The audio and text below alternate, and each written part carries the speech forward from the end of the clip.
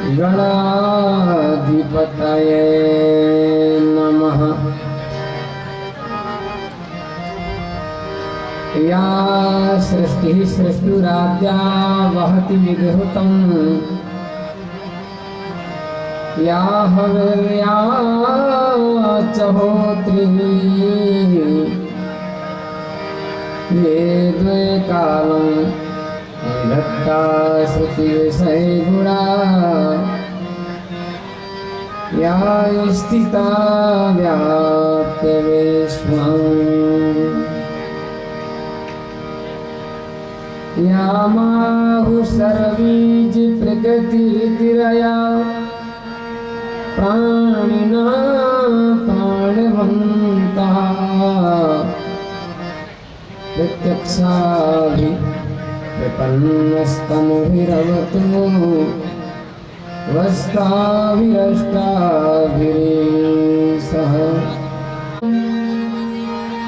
मैं कुछ कीन्हा नाय, कहो कहीं सो मैं कहीं, प्रभु तुम बैठे मुझ माही।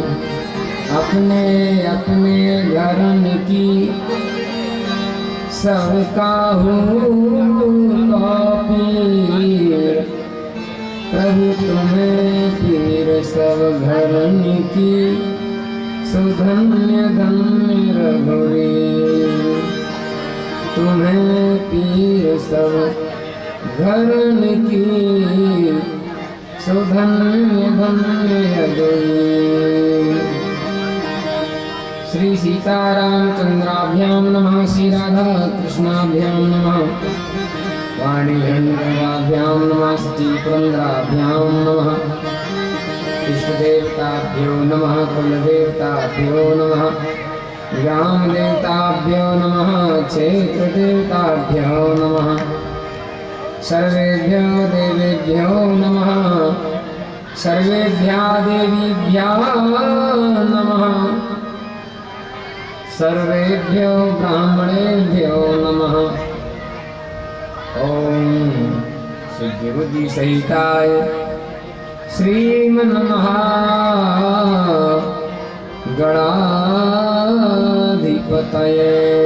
नमः। प्रेम से बजले गजानन गणपति भगवान की जय। अम्बे मातु की, श्री हनुमान जी महाराज की, श्री राधा रानी सरकार की, श्री वृंदावन बिहारी लाल की जय। द्वैपायन भगवान की जय। गुरुदेव भगवान की जय। पुराण पुरुषोत्तम प्रभु की जय। नमः पार्वते पतये हर हर महादेव।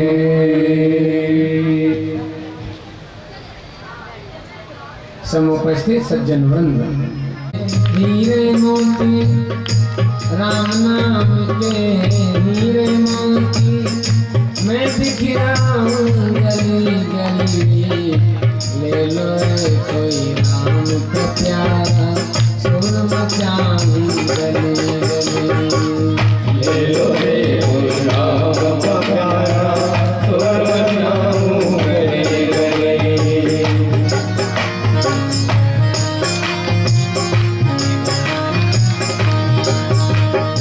माया के दीवानों सुन लो,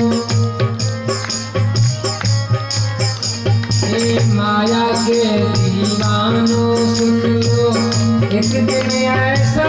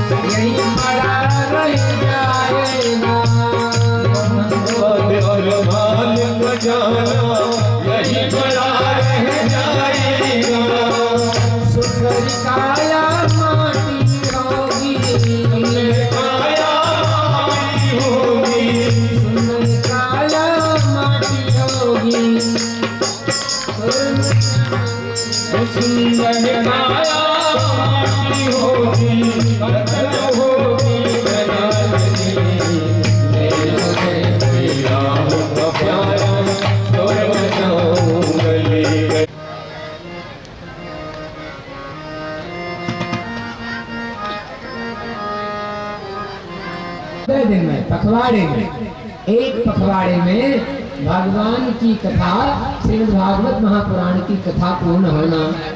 बोले तीसरी विधि कहते हैं मासिक विधि, 1 महीने तक कथा चले। ये संतों के यहाँ चलती रहती है, तीर्थों में महापुरुषों के यहाँ, संतों के यहाँ चलती रहती है। और चौथी विधि है द्वैमासिक विधि, जिसको द्वैमासिक विधि कहते हैं। वस्तुतः वही एक ऋतु की विधि होती है, एक ऋतु 2 महीने की होती है। तो ये 4 विधियां श्रीमद् भागवत महापुराण की बताई गई हैं। तो जो साप्ताहिक विधि है, जिसको भागवत सप्ताहिक कहते हैं, इसमें वक्ता को तीनों शैलियों का उपयोग करना पड़ता है। प्रेम से बोलो जय श्री राम। व्यास शैली, व्यास शैली माने कुछ कथा को विस्तार कर देना, और समाज शैली माने कुछ कथाओं को संक्षेप में कह देना। क्योंकि सारी कथाओं का विस्तार किया जाए तो सप्ताह विधि में पूरी। और तीसरी होती है स्वमति, इसीलिए कहते हैं व्यास समास स्वमति अनुरूपा। तो सूत्री कहते हैं कि हे सौनकाद ऋषियों, आज श्रीमद् भागवत महापुराण की सप्ताह की तीसरे दिवस की परम पावन बेला में महाराज परीक्षित जो अनशन व्रत धारण करके अन्न जल त्याग करके गंगा जी के किनारे आ गए। और जब ये गंगा जी के किनारे आए, अनेक ऋषियों ने विवाह देखा। इनको 7 दिन में तक्षक के काटने का श्राप जो लगा है। उसी बीच में परमहंस भगवान सुखदेव जब पधारते हैं तो सुखदेव जी का सभी उठ करके स्वागत करते हैं, स्वागत वंदन अभिनंदन करते हैं। और जब दिव्य आसन दिया तो फिर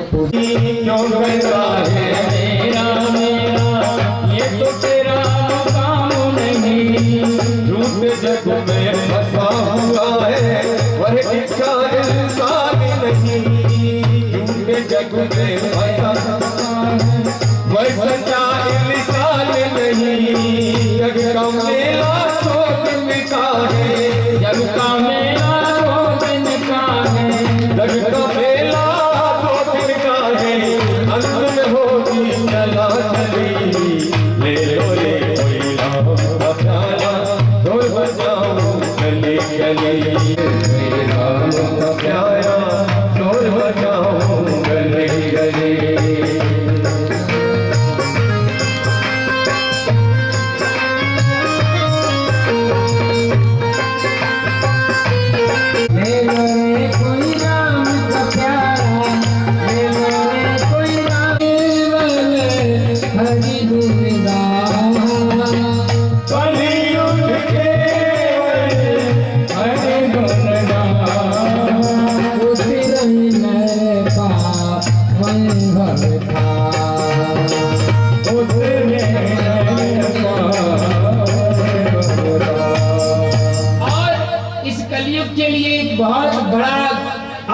धर्म इसमें है क्या है? पहले के जो युग होते थे बड़ा सोच समझ के काम करते थे। क्यों? क्योंकि गलती से भी सतयुग में यदि मन में पाप आ जाए, गलती से भी यदि त्रेता युग में मन में पाप आ जाए, गलती से भी यदि द्वापर युग में मन में पाप आ जाए, तो मन में आए हुए पाप का फल भी भुगतना पड़ता था। लेकिन धन है इस कलयुग को। इस कलयुग में यदि तुम्हारे मन में कोई पाप आ जाए तो उसके फल से भगवान ने छुटकारा दे दिया है। प्रेम से बोलो जय श्री राम। इसलिए कहते हैं कि कलयुग में आप मन में यदि आपसे कोई भी भाव बना, आपके लिए छूट है, लेकिन वाणी से और तन से भगवान का नाम लीजिएगा। तभी तो कहते हैं कलयुग एक पुनीत प्रतापा, मानस पुण्य होने नहीं पापा। इसलिए बोले सबसे बड़ा साधन क्या है? बोले सबसे बड़ा साधन एक ही है, क्या? नहीं कली करम न भगति देवे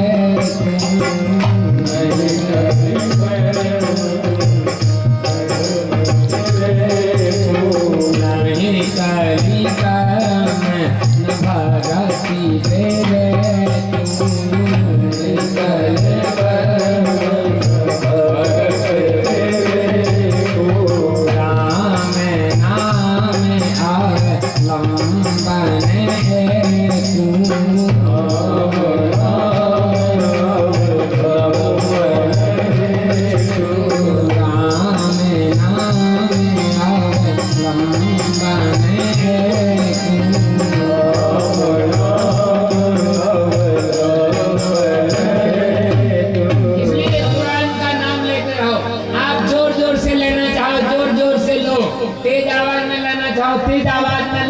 कीर्तन में करना चाहो कीर्तन में लो और मन में करना चाहो मन में करो। बोले सारे प्रकार के सभी प्रकार के जो हमारे द्वारा किए गए जो कर्म हैं और उन कर्मों में चाहे अच्छे कर्म हो या बुरे कर्म हो सभी प्रकार के कर्मों से छुटकारा देने का सबसे अच्छा साधन है भगवान का नाम लो। सोते जागते उठते बैठते भगवान का नाम लिया गया। प्रेम से बोलो जय श्री राधे। इसलिए महाराज परीक्षित के पूछने पर सुखदेव मुनि कहते हैं कि हे राजन तुम्हारा प्रश्न तो बड़ा उत्तर है, बड़ा उत्तम है, क्योंकि वरीयाने सुते प्रश्न वरीयाने सुते प्रश्न कृतो लोकितो नृपः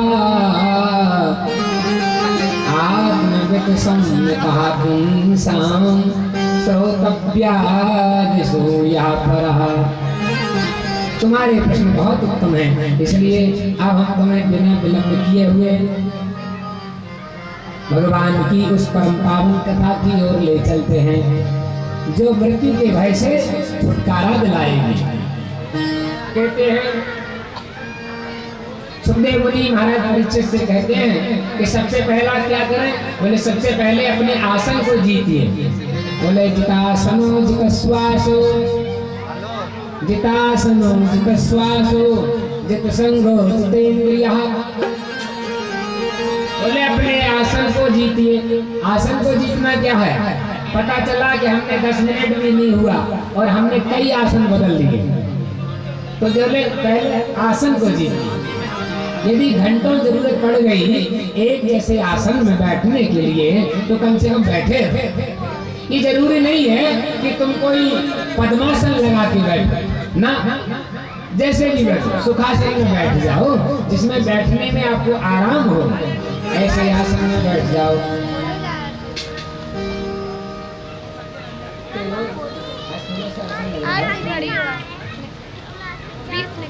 थोड़ा सा कम बोले गोविंद भगवान की जय।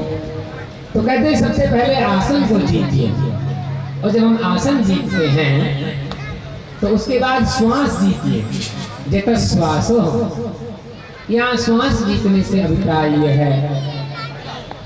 बोले गोविंद भगवान की जय, राधा रानी की जय, महारानी की जय, राधा रानी की जय, महारानी की जय, राधा रानी की जय, महारानी की जय, राधा रानी की जय, महारानी की जय, राधा रानी की जय, महारानी की जय, राधा रानी की जय, महारानी की जय, राधा रानी की जय, महारानी की जय, बरसान वाली की जय, बोलो बरसान वाली की जय, बोलो बरसान वाली की जय, महारानी की जय, महारानी की जय, राधा रानी की जय, महारानी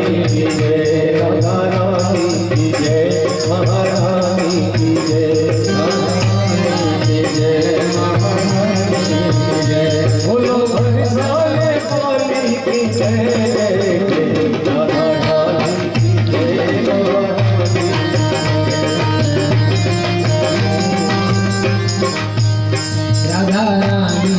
जय, महारानी की जय, राधा रानी की जय, महारानी की जय। बोलो बरसाने वाली की जय, बोलो बरसाने वाली की जय जय जय।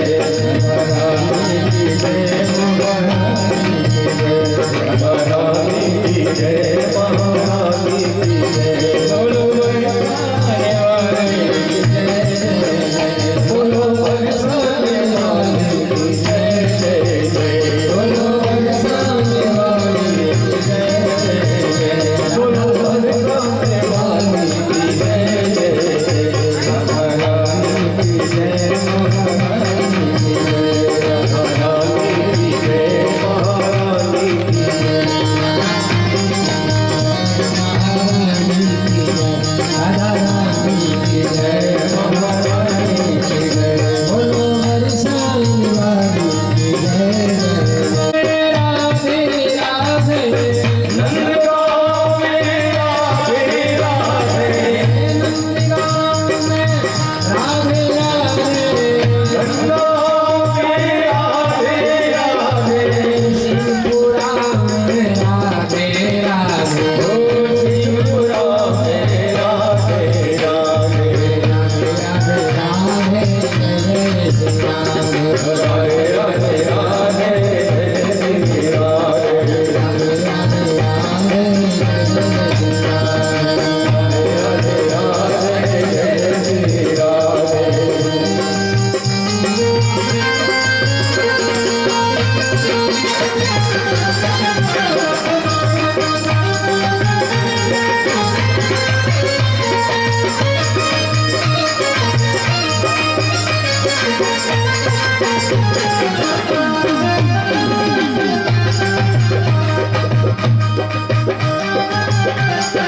जय राधा रानी की जय, महारानी की जय, राधा रानी की जय, महारानी की जय, रानी की जय, महारानी की जय, रानी की जय, महारानी की जय।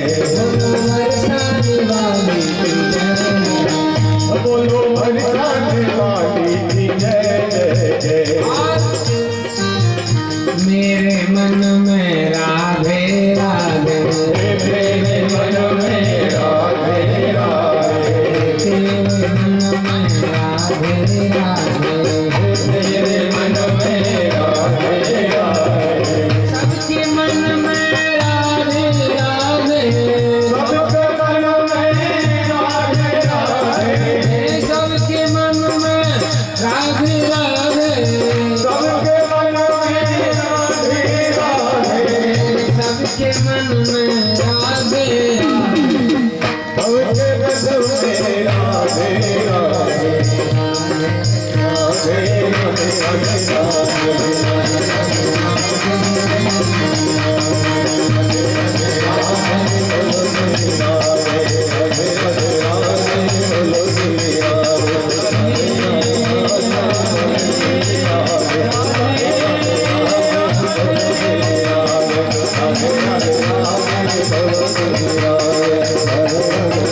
राधे बोली राधा रानी सरकार की जय। तो भगवान महाराज परीक्षित से कहते हैं, बोले जितासना जित श्वास, पहले बोले आसन को जीतिए और फिर श्वास को जीतिए, और इसके बाद बोले जित संग जितेंद्रिय। सुखदेव भगवान फिर कहते हैं बोले संग को जीतिए। अच्छा देखो शब्द पे बड़ा ध्यान देने वाली बात है। यहाँ कहा गया बोले जित संगो, जित संगो माने होता है जित संगो माने संग को जीतिए। यहाँ संग को जीतने की बात क्यों कह रहे हैं? संग को जीतने की बात इसलिए कह रहे हैं बोले संग दो तरह का होता है। एक अच्छा संग होता है जिसे कहते हैं सत्संग, और एक बुरा संग होता है जिसको कहते हैं कुसंग। बोले संग का भी बहुत बड़ा प्रभाव पड़ता है हमारे मन पर, हमारे चित्त पर। इसलिए यहाँ कहा गया बोले चित्त संगो, संग को जीतिए। अच्छा, कोई भी व्यक्ति अच्छा और बुरा बनने की, हमारे धर्म शास्त्रों में यदि आपको अच्छा बनना है, हम यहाँ के लोगों की बात नहीं कहते हैं, यहाँ के सब लोग फिर भी बहुत अच्छे हैं, लेकिन यदि किसी को बहुत अच्छा बनना है तो अच्छे बनने की बहुत अच्छी दवा है, और किसी को बहुत बुरा बनना है तो उसकी भी बहुत अच्छी दवा है। क्या दवा है?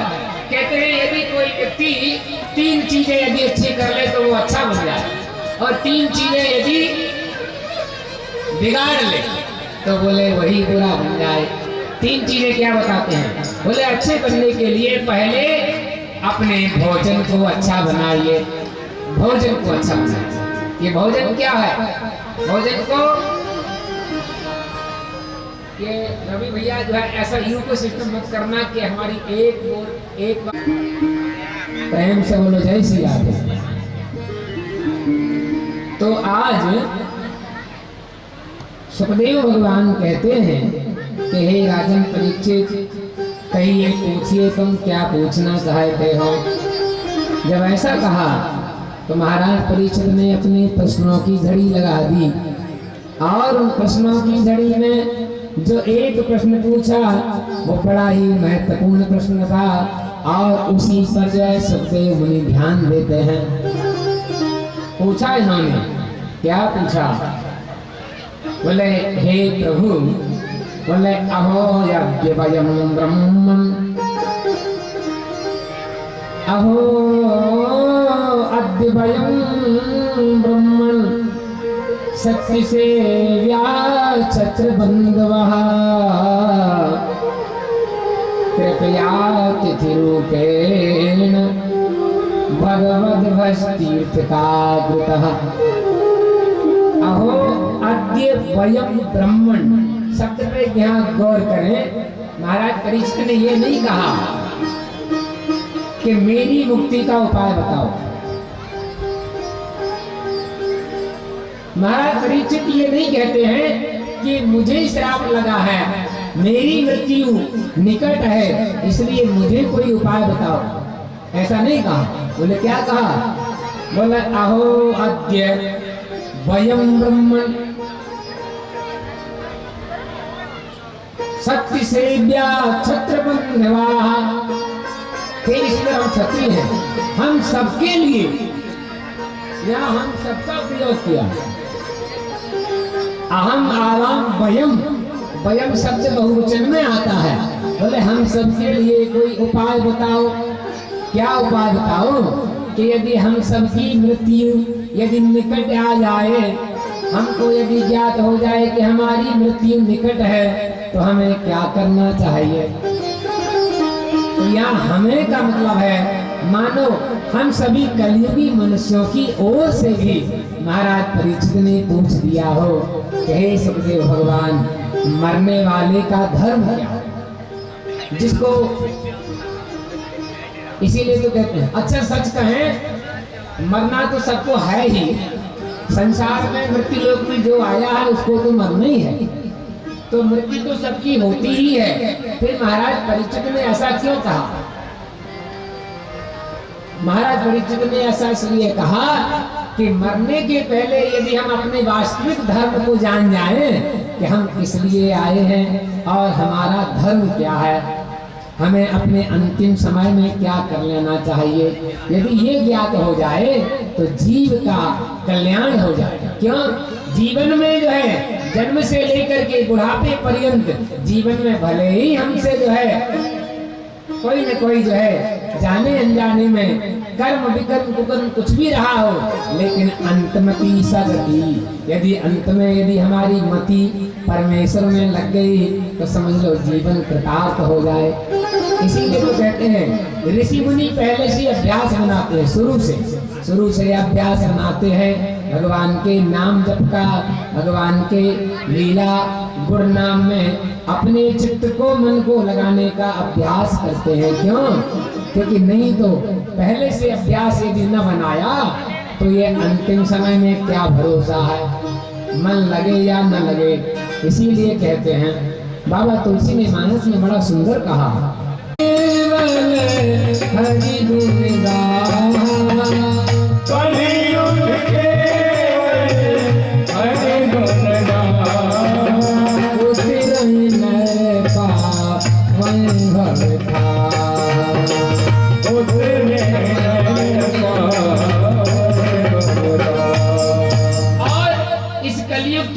एक बहुत बड़ा और गुणधर्म इसमें है। क्या है?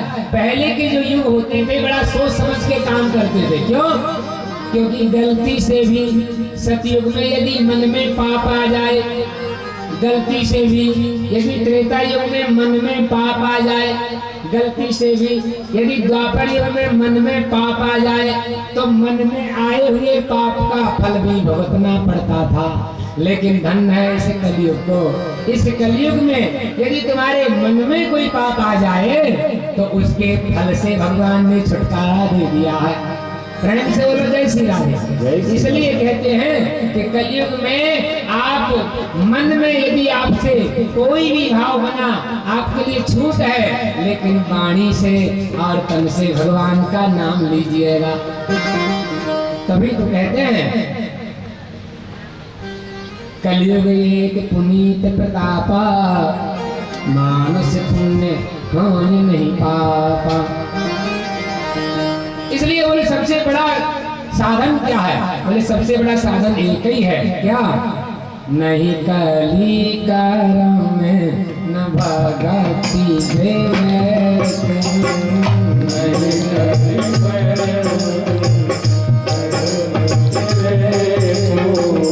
नहीं कली करम न भगति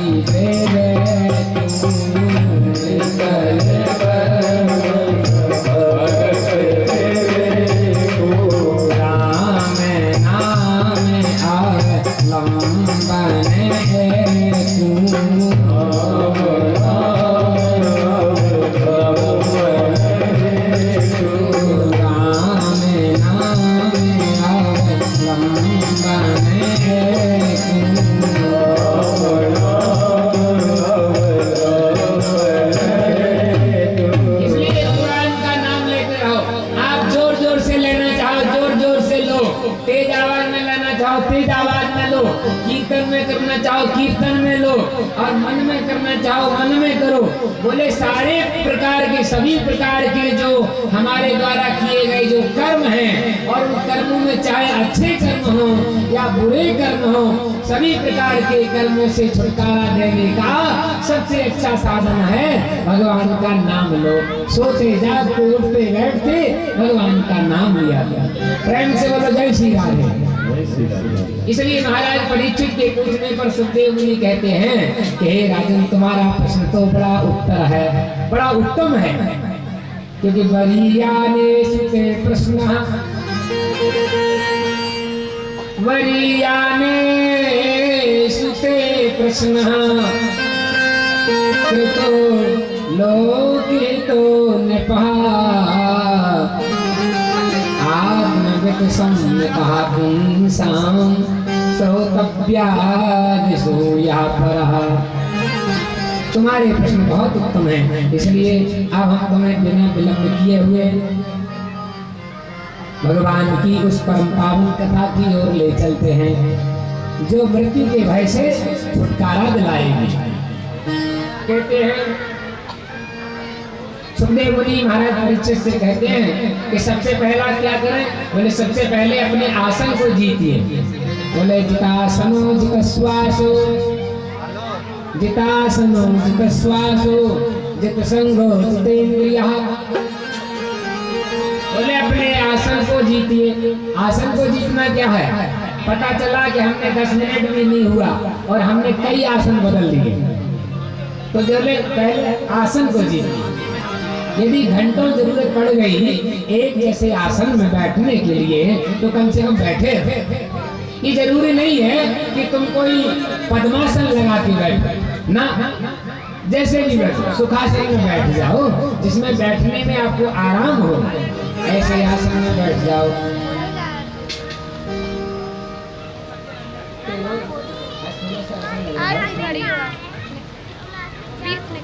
थोड़ा सा कम बोले गोविंद भगवान की जय।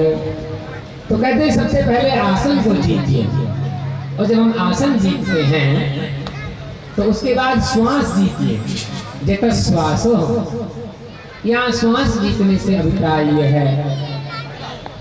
बोले गोविंद भगवान की जय, राधा रानी की जय, महारानी की जय, राधा रानी की जय, महारानी की जय, राधा रानी की जय, महारानी की जय, राधा रानी की जय, महारानी की जय, राधा रानी की जय, महारानी की जय, राधा रानी की जय, महारानी की जय, राधा रानी की जय, महारानी की जय, बरसाने वाली की जय, बोलो बरसाने वाली की जय, बोलो भगवान वाले की जय, महारानी की जय, महारानी की जय, राधा रानी की जय, महारानी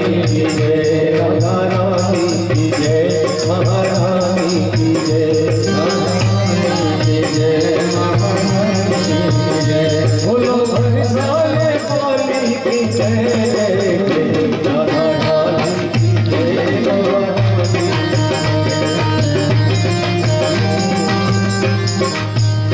राधा रानी की जय, महारानी की जय, राधा रानी की जय, महारानी की जय, बोलो बरसाने वाली की जय, बोलो बरसाने वाली की जय, जय जय, राधा रानी की जय, महारानी की जय, राधा रानी की जय, महारानी की जय, बोलो बरसाने वाली की जय, बोलो बरसाने वाली की जय, जय जय, बोलो बरसाने वाली की जय, जय जय, बोलो बरसाने वाली की जय, जय जय, राधा रानी की जय, महारानी की जय, राधा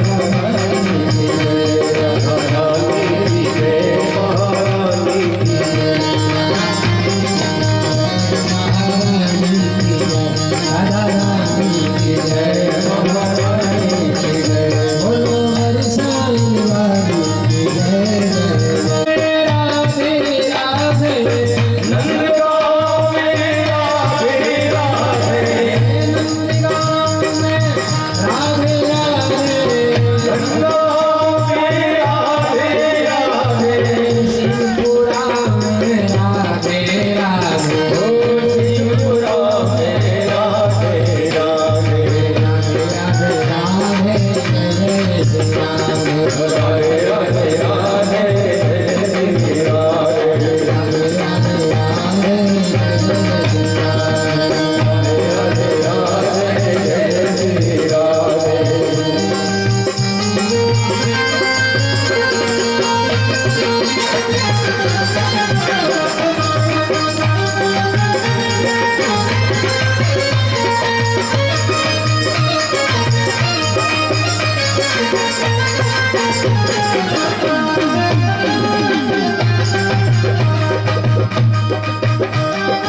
जय राधा रानी की जय, महारानी की जय, राधा रानी की जय, महारानी की जय, राधा रानी की जय, महारानी की जय, राधा रानी की जय, महारानी की जय, बोलो बरसाने वाली की जय, बोलो भगवान वाली की जय, जय जय,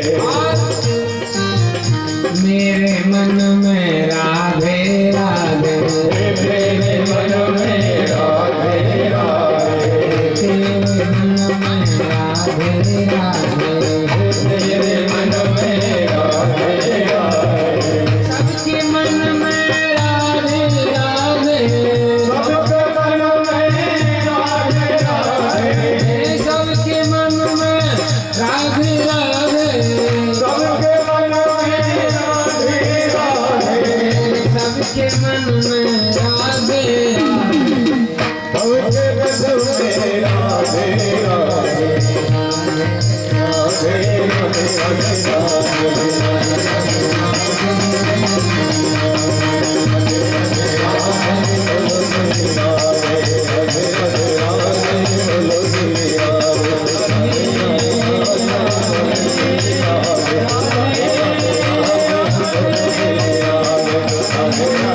राधे, राधे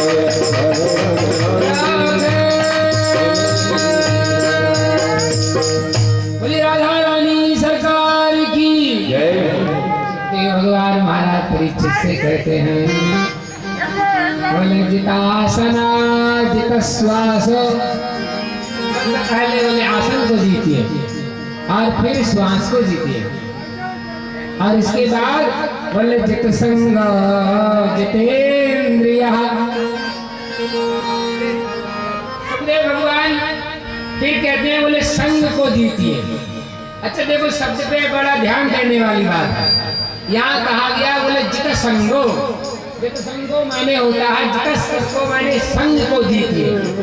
यहाँ संग को जीतने की बात क्यों कह रहे हैं? संग को जीतने की बात इसलिए कह रहे हैं बोले संग दो तरह का होता है। एक अच्छा संग होता है जिसे कहते हैं सत्संग, और एक बुरा संग होता है जिसको कहते हैं कुसंग। बोले संग का भी बहुत बड़ा प्रभाव पड़ता है हमारे मन पर, हमारे चित्त पर। इसलिए यहाँ कहा गया बोले चित्त संगो, संग को जीतिए। अच्छा कोई भी व्यक्ति अच्छा और बुरा बनने की, हमारे धर्म शास्त्रों में यदि आपको अच्छा बनना है, हम यहाँ के लोगों की बात नहीं कहते हैं, यहाँ के सब लोग फिर भी बहुत अच्छे हैं, लेकिन यदि किसी को बहुत अच्छा बनना है तो अच्छे बनने की बहुत अच्छी दवा है, और किसी को बहुत बुरा बनना है तो उसकी भी बहुत अच्छी दवा है। क्या दवा है? कहते हैं यदि कोई व्यक्ति 3 चीजें यदि अच्छी कर ले तो वो अच्छा बन जाए, और 3 चीजें यदि बिगाड़ ले तो बोले वही बुरा बन जाए। 3 चीजें क्या बताते हैं? बोले अच्छे बनने के लिए पहले अपने भोजन को अच्छा बनाइए, भोजन को अच्छा बनाइए। ये भोजन क्या है? भोजन को ये रवि भैया जो है ऐसा यू को सिस्टम मत करना कि हमारी एक सत्व शुद्धि, आहार यदि हमारा शुद्ध होगा तो हमारा सतोगुण उतना ही ज्यादा बढ़ेगा। जो सत्वगुणी लोग होते हैं, जो ऋषि मुनि होते हैं, उनका भोजन सबसे ज्यादा शुद्ध होता। कहते हैं भोजन 3 तरह का होता है, बोले सतोगुण, रजोगुण और तमोगुण। लेकिन यदि हमको अपने चित्त को और अपने मन को बहुत अच्छा लगाना है, तुमने देखा होगा कई लोग कहते हैं पंडित जी बहुत से लोग धार्मिक हैं और बहुत से लोग भगवान में श्रद्धा रखते हैं, लेकिन ऐसे लोग भी ये कहते हैं कि महाराज क्या करें, हमारा पूजा पाठ में मन ही नहीं लगता। मन लगता ही नहीं, मन लगाए ना तब भी नहीं लगता। इसका मतलब कारण क्या है कि तुम भगवान को तो मानते हो लेकिन पूजा में मन नहीं लगता, भगवान के नाम जप में मन नहीं लगता। तो बोले मन क्यों नहीं लगता? बोले मन लगे इसके लिए सबसे पहले अपने भोजन को अच्छा बनाइए, क्योंकि यदि हमारा भोजन अच्छा होगा तो कहते हैं आहार शुद्धि सत्व शुद्धि।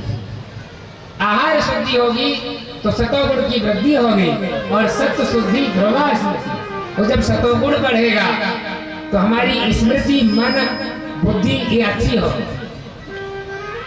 अच्छा इसको ऐसे समझ लो, हम सरल भाषा में इसको और देते हैं ध्यान। हम लोग जब भोजन करते हैं तो भोजन शरीर में 3 जगह बट जाता है। हम लोगों के द्वारा किए गए भोजन का शरीर में 3 जगह को भोजन बट जाता है। 3 जगह कहाँ बटता है? बोले भोजन का जो स्थूल भाग है, स्थूल भाग माने जो सबसे बड़ा भाग है भोजन का, स्थूल भाग वो मल बन जाता है, और मल विसर्जन करते समय जब हम जाते हैं तो स्थूल भाग मल द्वार से निकल जाता है।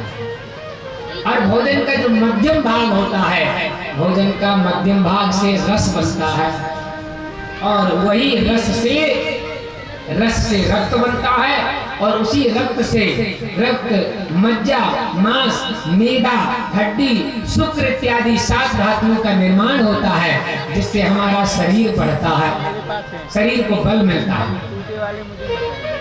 और उसी भोजन का सबसे सूक्ष्म भाग होता है, जो सबसे छोटा भाग होता है, उससे मन बनता है। इसीलिए आप लोगों ने सुना होगा जैसा खाएं अन्न वैसा बने मन। क्योंकि हम यदि अच्छा भोजन करेंगे तो हमारा मन अच्छा बनेगा, और हमारा भोजन दूषित होगा तो हमारा मन भी दूषित होगा। तो पहले अच्छे बनने के लिए पहले अपने भोजन को अच्छा करिए, अपना खान पान अच्छा सुधारिए।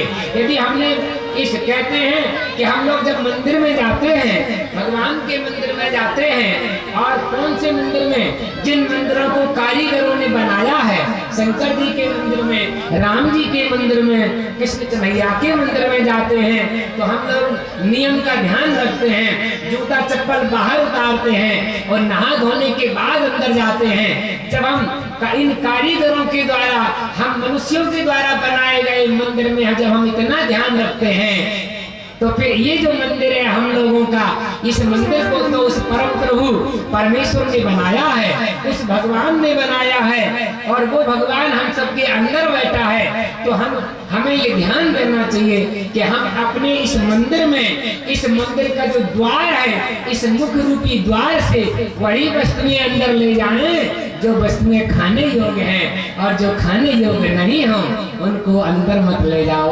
प्रेम से बोलो जय श्री राधे। इसलिए भोजन बड़ा शुद्ध रखिए। इसीलिए तो कहते हैं ये माताएं बहनें देवियां भजन गाती हैं। हमने एक देवी भजन गा रही थी बड़ा सुंदर, और वो कह रही थी कि तेरे पूजन को भगवान, तेरे पूजन को भगवान बना मन मंदिर आलीशान, तेरे पूजन को भगवान बना मंदिर आलीशान, तेरे पूजन को भगवान बना मन मंदिर आलीशान, तेरे पूजन को भगवान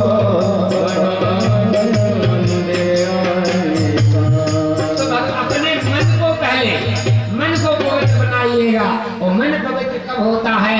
मन पवित्र होता है शुद्ध भोजन रखिए। धीरे धीरे धीरे धीरे एक दिन के शुद्ध भोजन से मन पवित्र नहीं होगा। देखो नहीं कोई कहे कि हमने आज बहुत अच्छा भोजन किया और आज ही हमारा मन अच्छा हो जाए, ऐसे इतनी जल्दी कैसे हो सकता है? जैसे किसान जब खेत में बीज बोता है तो फसल तुरंत की तुरंत तैयार थोड़ी होती है। आज जो बीज बोया है कुछ समय बाद वो तैयार होता है। ऐसे हम लोग जो भोजन करते हैं, किए गए भोजन से जो रस बनता है वो रस 40 दिन में जाकर के थोड़ा तैयार होता है। 40 दिन के बाद तो आज जो हमने, यदि हम लगातार 40 दिन तक अपने भोजन को अच्छा रखें तो 41वें दिन हमारा मन थोड़ा अच्छा होना शुरू हो जाएगा। प्रेम से बोलो जय श्री राधे। इसलिए सबसे पहला कहा भोजन को शुद्ध रखिए, और दूसरा शब्द भगवान कहते हैं कि हे राजन परीक्षित, बोले जिता संग, अपने संग को अच्छा करिए। ये संग क्या है? बोले संग माने देखो संगति का भी बहुत बड़ा असर पड़ता है, तभी तो कहा जाता है बोले जैसी संगति बैठिए। आप लोगों ने देखा होगा स्वाति नक्षत्र जो 27 नक्षत्र हैं, पंडित लोग यहाँ विद्वान विराजमान है जानते हैं, तो जो उन 27 नक्षत्रों में अश्विनी आदि जो नक्षत्र हैं उनमें एक स्वाति नाम का नक्षत्र होता है।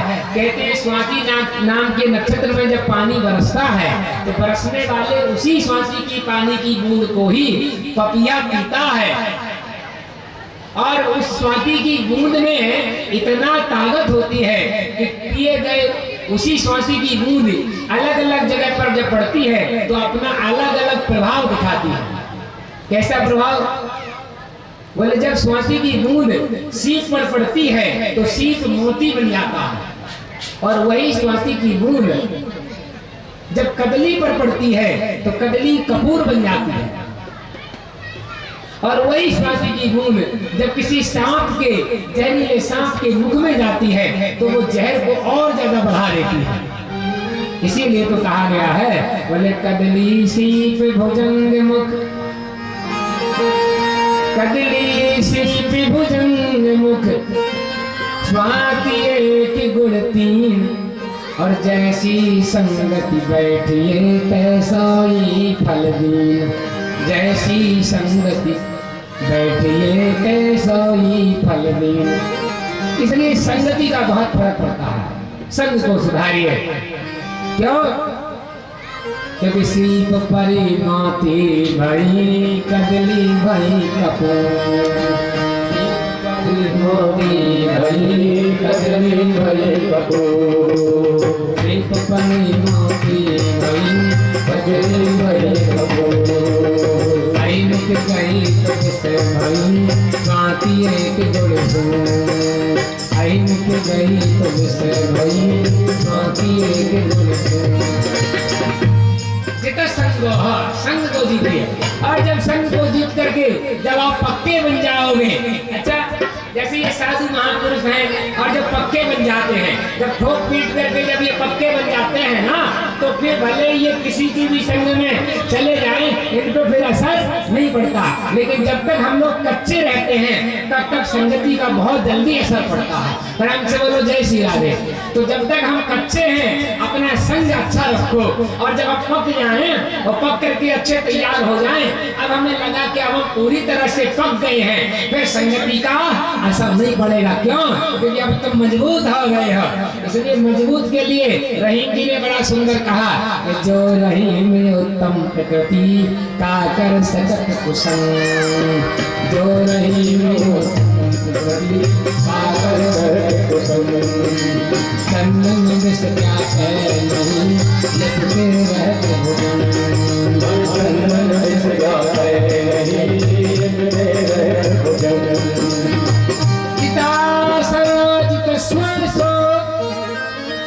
जित संगो जितेन्द्रियः स्थूले भगवतो रूपे मनः संधाय धियः। भगवान में मन कैसे लगे, उसके लिए सुखदेव भगवान कहते हैं पहले अपने भोजन को सुधारिए, पहले अपने संग को जीतिए, और इसके बाद जब मन सुधरेगा, भोजन सुधरेगा तो मन सुधरेगा, तो मन सुधरेगा संग सुधरेगा तो भगवान में मन लगेगा, और जब भगवान में मन लगेगा तो भगवान से नाता जुड़ेगा, जब भगवान से नाता जुड़ेगा तो भगवान तुमको अपना मान लेंगे और दोनों भुजाएं बढ़ा करके तुम्हारे सारे दोषों को दूर कर देंगे और अपना बना लेंगे। क्यों? भगवान से। इसीलिए तो हमको कहना चाहिए। हम लोग कहते हैं अब सौंप दिया इस जीवन का, महाराज परीक्षित ने भी सब राजपाट छोड़ दिया और अब एक ही बात कहते हैं अब सौंप दिया इस जीवन का, सब भार तुम्हारे हाथों में, अब सौंप दिया सब भार तुम्हारे हाथों में, इस जीवन का सब भार तुम्हारे हाथों में, सब दिया इस जीवन का सब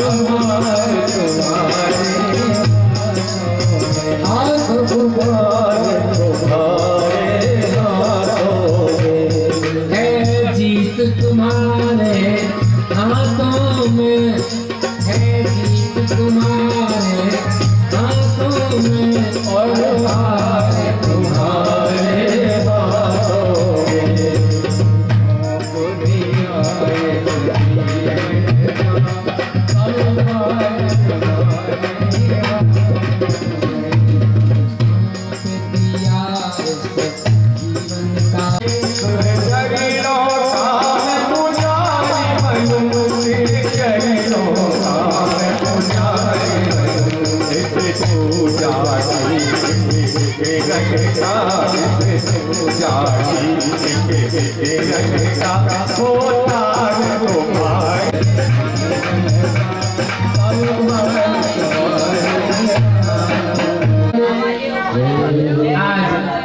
महाराज परीक्षित के लिए पहले आसन की विधि बताई, क्योंकि 7 दिन पहले परमात्मा सृष्टि का पालन करते हैं। पालन करते हैं बोले हाँ, लेकिन पालन करने के पहले पालन किसका करेंगे? जब रचना हो तब ना। कोई कहे हम इन लोगों का जो है, हम सब इन लोगों को भोजन कराते हैं, इन लोगों को हमने भोजन कराया, बोले जब लोग देखे तब ना। बोले आप सृष्टि का पालन करते हैं। बोले कौन सी सृष्टि का पालन करते हो? पहले सृष्टि हो तब ना। बोले शुरुआत से बताओ प्रभु। परमात्मा, बोले सबसे पहले परमात्मा ही परमात्मा है। और जब क्षीर सागर में समस्त सृष्टि में जब वही नारायण प्रभु, नारायण का मतलब होता है नारम अयम इतिसा नारायणम, जिनका घर जल में हो, जिनका घर सागर में हो, वही तो नारायण है। ऐसे अच्छा, सृष्टि की रचना करने के लिए जब संकल्प उठा तो सबसे पहले भगवान नारायण की नाभि से कमल प्रकट हुआ। और जैसे कमल प्रकट हुआ और कमल पे से एक 4 मुख वाले एक देवता प्रकट हो गए। चतुर्मुखी ब्रह्मा जी प्रकट हुए। लेकिन चतुर्मुखी ब्रह्मा जी जैसे ही प्रकट हो गए, लेकिन प्रकट होने के बाद वो क्या देखते हैं कि हमको पैदा करने वाले कौन है? कहीं कोई दिखाई नहीं दे रहा है। तो वही चतुर्मुखी ब्रह्मा जी ने, ये चतुर्मुखी क्यों है? क्योंकि पैदा होते से ही ये चारों दिशाओं की तरफ देखने लगे, इसलिए ये चतुर्मुखी हुए। प्रेम से बोलो जय श्री राम। जय श्री राम। ऐसे चतुर्मुखी ब्रह्मा जी ने जब चारों दिशाओं की ओर देखा, लेकिन देखने लगे हमको कोई दिख नहीं रहा, हमको क्यों पैदा किया गया, किसने पैदा किया है? तो उन ब्रह्मा जी को एक 2 अक्षर सुनाई दिया। कहते हैं स्पर्श व्यंजन के 2 वर्ण सुनाई दिए, एक टा और एक पा। मानो उनसे कहा गया हो कि तुम तप करिएगा। जब उनको टा और पा 2 वर्ण सुनाई दिए तो उनके मन में आया हम तप तो करें, लेकिन तप में करें क्या, किसके लिए तप करें और तप करने की क्या विधि है, क्या नियम है? अच्छा, एक निवेदन करें, आप लोग बड़े ध्यान से समझें। सृष्टि की जब रचना होती है, कोई भी चीज जब बनाई जाए तो उसमें 2 चीजें आवश्यक है। क्या? एक 2 उपादान कारक चाहिए और एक निमित्त कारक चाहिए। ये उपादान और निमित्त क्या होता है, इसको ऐसे समझिए। जैसे देवियां भोजन बनाती हैं तो पहले भोजन की सामग्री चाहिए या नहीं चाहिए? भाई यदि ये भोजन बनाएंगी तो भोजन की सामग्री चाहिए। तो भोजन की जो सामग्री है वो उपादान कारक है, और भोजन बनाने वाली ये देवियां हैं तो ये निमित्त कारक है। कारीगर मकान बनाता है तो मकान बनाने के लिए उसे पहले ईंट, रेता, सीमेंट चाहिए। तो ये सामग्री जो है ये उपादान कारक है, लेकिन बनाने वाला कारीगर ये निमित्त कारक है। जैसे हम लोग जो भी चीजें, जैसे कुम्हार घड़ा बनाता है तो घड़ा बनाने के लिए मिट्टी चाहिए, तो जो मिट्टी है वो उपादान कारक है, लेकिन कुम्हार भी क्या है? कुम्हार बोले निमित्त कारक है।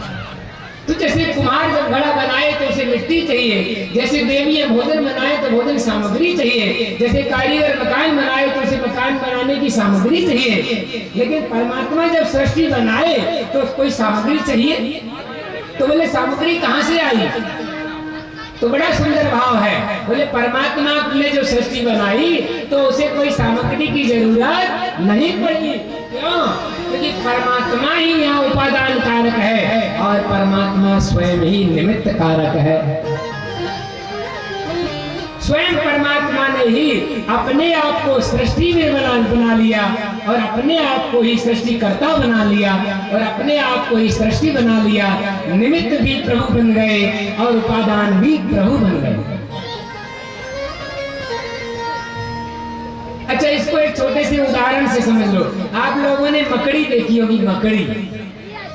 मकड़ी जो जाला बनाती है, मकड़ी जो जाला बुनती है, क्या वो कहीं बाजार से धागा खरीदने जाती है?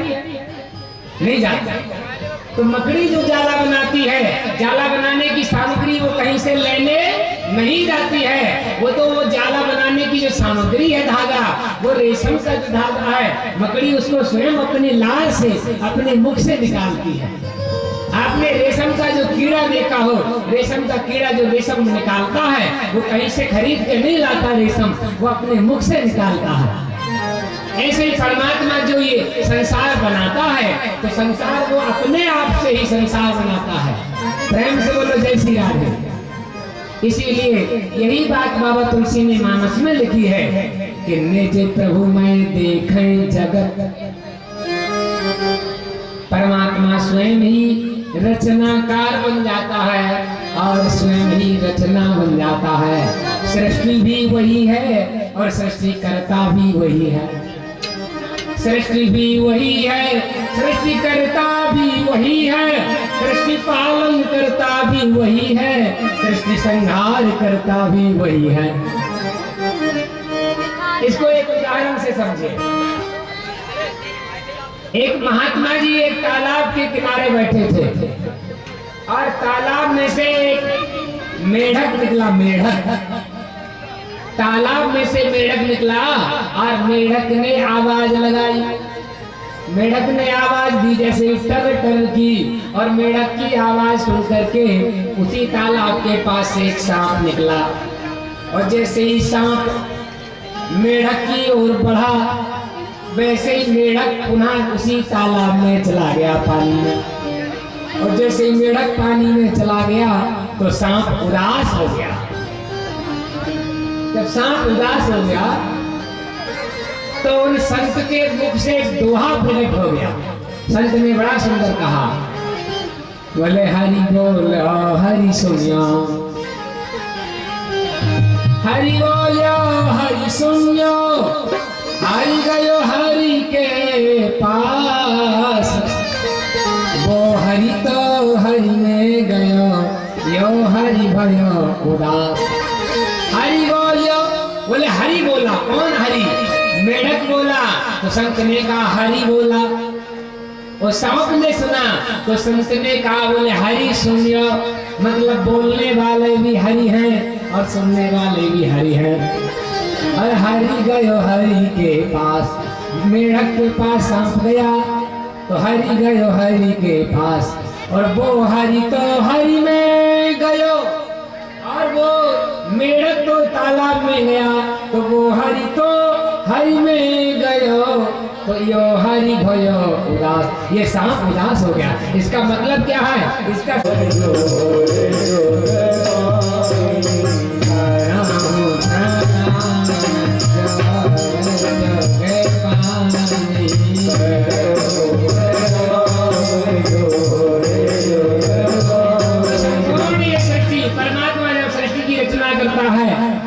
पहले वो अपने आप को ही सृष्टि बना लेता है, स्वयं ही सृष्टि में बन जाता है। और स्वयं जब मन होता है तो सृष्टि की रचना कर लेता है, मन होता है सृष्टि का पालन करने लगता है, और फिर मन भर गया तो सृष्टि का संहार कर लेता है। जैसे छोटे छोटे बच्चे हाथी घोड़ा बनाते हैं, मिट्टी के खिलौने बनाते हैं, वो मिट्टी के खिलौने बनाते हैं और फिर मन भर जाता है तो बिगाड़ लेते हैं। ऐसे ही परमात्मा सृष्टि की रचना करते समय हम तुम जैसे जीवों को बनाता है, और बनाने के बाद फिर मन होता है उनको बिगाड़ दो तो बिगाड़ देता है, क्योंकि हम सब उसी के बनाए हुए खिलौने हैं। इसलिए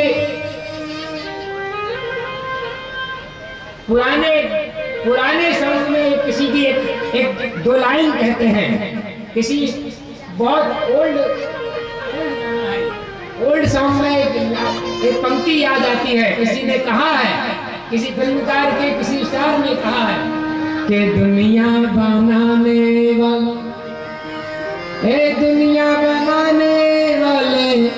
क्या तेरे मन में समाई, दुनिया बनाने वाले क्या तेरे मन में समाई, काहे को दुनिया बनाई,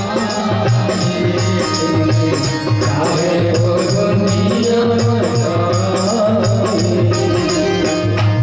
दुनिया बनाने क्या तेरे मन में समाई, काहे को दुनिया बनाई, काहे को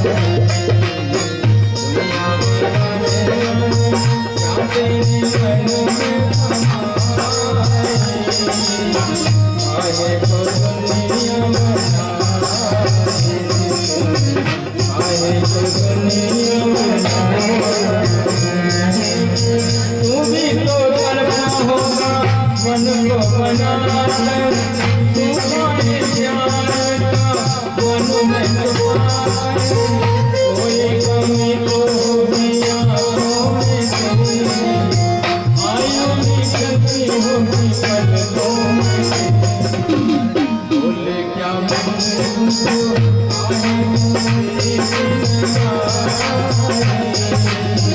आए तो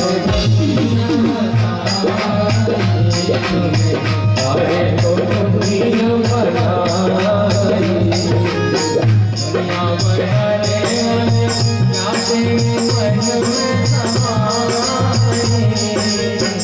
आए तो दुनिया बनाई, आए तो दुनिया बनाई,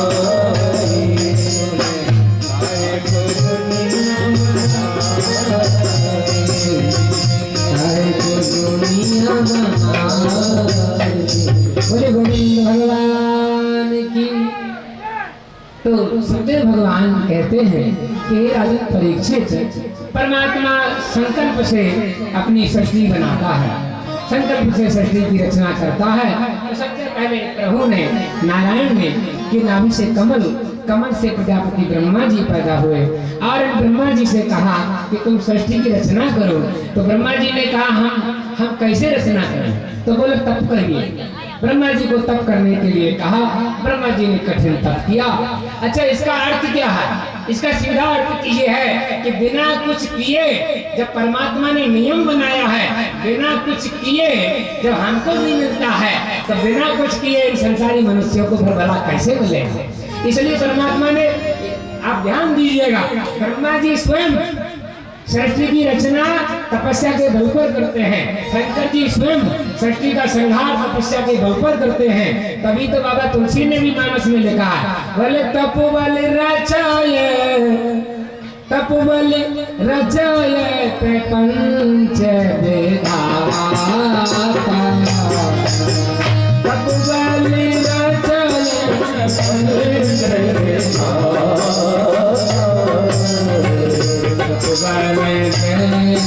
सकल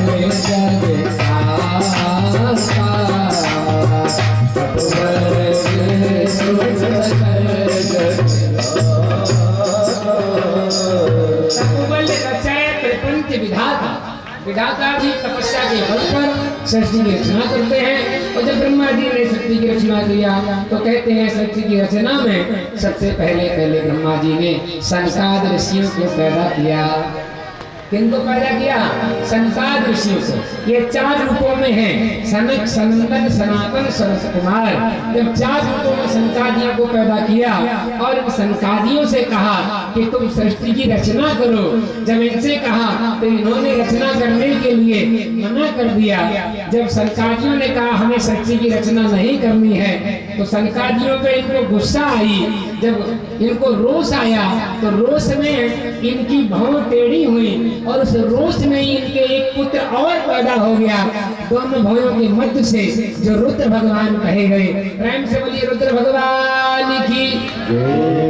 और रुद्र भगवान से कहा, ये शिव जी शंकर जी के ही एक स्वरूप है। इनसे कहा कि सृष्टि की रचना करो। तो शंकर जी कथा थोड़ी आगे आगे बढ़ाएंगे, रचना है ना, तो आप सुनते जाओ और कथा बढ़ती जाए समाज शैली में। तो शंकर जी से कहा कि सृष्टि की रचना करो। शंकर जी रचना करने लगे। अब शंकर जी कैसी रचना करने लगे? आप लोगों ने देखा होगा, बिच्छू, कांकर, बर, तपन्या और आप समझो भूत प्रेत, ये सभी शंकर जी की रचना है। शंकर जी ये सब रचना करने लगे। जब ये रचना देखी ब्रह्मा जी ने तो रोक दिया, अरे रुको रुको रुको भाई, ये क्या कर रहे हो? क्या सारी सृष्टि ऐसे ही कर दोगे? जब शंकर जी की रचना को रोका, भोलेनाथ ने अपनी रचना जब रोकी, तो फिर उन्हीं ब्रह्मा जी कहते हैं, इन ब्रह्मा जी को स्वयं भगवान वासुदेव ने सबसे पहली बार अपने मुख से भगवान नारायण ने ब्रह्मा जी को 4 श्लोकों वाली भागवत सुनाई, जिसको चतुश्लोकी भागवत कहते हैं। इस चतुश्लोकी भागवत का हम सभी स्मरण करें बड़े प्रेम से। कहते हैं, इसका प्रथम श्लोक है, ध्यान से, श्री भगवान वाच, स्वयं भगवान ने कहा, बोले अहमेवा समेवा ते, अहमेवास्मेवाग्रे नान्यद् यत् सत् सत् परम् पश्चादहं यदेतच्च यो विशिष्येत सोऽस्म्यहम् ऋतेऽर्थं यत् प्रतीयेत न प्रतीयेत चात्मनि तद्विद्यादात्मनो मायां यथा भासो यथा तमः यथा महान्ति भूतानि भूतेषु चावचेष्वन् प्रविष्टानि तथा तेषु न तेष्वहम् एतावदेव जिज्ञास्यं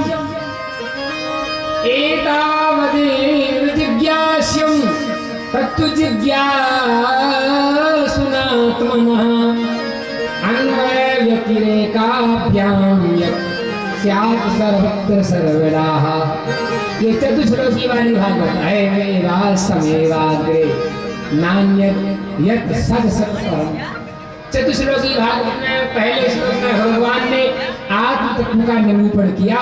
ये आत्म तत्व क्या भगवान ने कहा कि मैं ही सब कुछ हूँ, मेरे अतिरिक्त संसार से कहीं भी कुछ भी नहीं है। दूसरे श्लोक में भगवान ने माया तत्व का निरूपण किया और तीसरे श्लोक में भगवान ने इन प्राणियों के माया की जो है इंद्रिय विषयों का निरूपण किया और चौथे तत्व में भगवान ने जो जिज्ञासु तत्व है उसका निरूपण किया। कहते हैं भगवान ने माया तत्व का निरूपण क्यों किया? बोले माया तत्व का निरूपण इसलिए किया है क्योंकि जीव के पास माया रहेगी नहीं तो जीव जो है, हाँ जीव अपने आप को कहीं कुछ करेगा धरेगा ही नहीं। क्योंकि यदि माया प्रभु न बनाते तो कौन पेट भरने के लिए प्रयत्न करता, कौन रहने के लिए घर बनाता, कौन जो है परिवार बढ़ाने के लिए विवाह शादी करते। लेकिन ये सब माया का खेल है, इसलिए प्रभु ने माया रची और माया से ही हम सबको ऐसा बना दिया कि हम सभी जो अपने अपने काम धाम में लगे। लेकिन इस काम धाम में रहते हुए परमात्मा ने ऐसी एक विचित्र लीला बताई है कि आपको अंत में हमारे यहाँ ही आना है। इसलिए जैसे हम लोग सफर में जाते हैं तो जिसका जहाँ स्टेशन आ जाता है उसको वहाँ उतरना पड़ता है, ऐसे ही परमात्मा के यहाँ से हम आए हैं तो हमारा असली घर वही है, तो अंत में हमको वही जाना है। इसलिए हम यहाँ पर, ये हमारा सफर है, सफर में हम कहीं भी घूमे लेकिन याद रहे कि हमारा असली घर कहाँ है, हमको वही जाना है। इसलिए वास्तविक घर को बिना भूले हमको यहाँ अपना सब काम करते रहना है और अंत में अपने धाम में जाने के लिए भी बिल्कुल तैयार।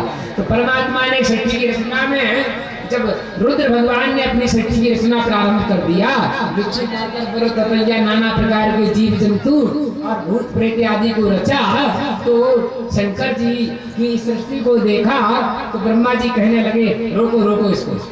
अब इसके बाद ब्रह्मा जी ने मानसी सृष्टि की रचना कर दिया और कहते हैं यहीं पर भागवत के 10 लक्षण का निरूपण है।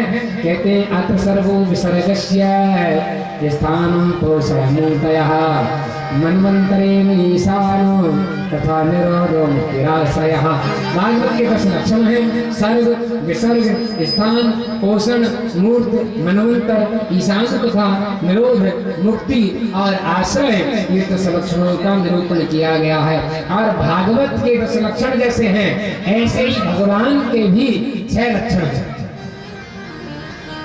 भगवान को भगवान क्यों कहते हैं, वो भागवत को भागवत क्यों कहते हैं, शब्द पे बड़ा ध्यान देना। इन शब्दों के नाम की भी एक अपनी महिमा है। भागवत को भागवत इसलिए कहते हैं, बोले भगवता प्रोक्तम इति सा भागवतम, जो भगवान के द्वारा कही गई है इसलिए ये भागवत है। तो भगवान का नाम भगवान क्यों है, बोले भगवान माने होता है, देखो इसको ऐसे समझो, जैसे कोई धनवान है तो धनवान का मतलब क्या है, बोले धन से संपन्न। तो जैसे धन से संपन्न धनवान है, जैसे बल से संपन्न बलवान होता है, जैसे ज्ञान से संपन्न ज्ञानवान होता है, ऐसे ही भग से संपन्न भगवान होता है। तो बोले ये भग क्या होता है, तो शास्त्रों में भग 6 बताई गई। कौन कौन से कहते हैं, बोले ऐश्वर्य से समग्रस्य, ऐश्वर्यस्य समग्रस्य सब भार तुम्हारे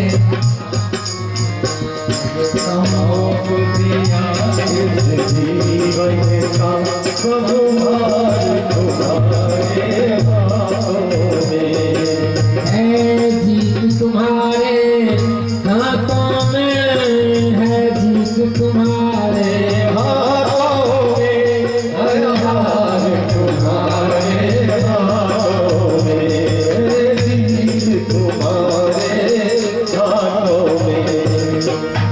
मेरा निश्चय बदली एक बार तुमको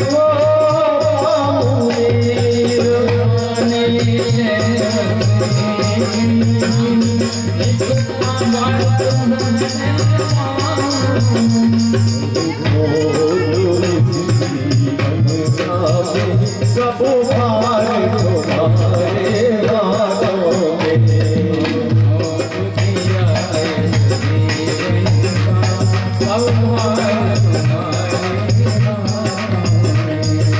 जीत तुम्हारे हाथों में है, जीत तुम्हारे हाथों में है, हाथ तुम्हारे हाथों में है, हाथ तुम्हारे हाथों में।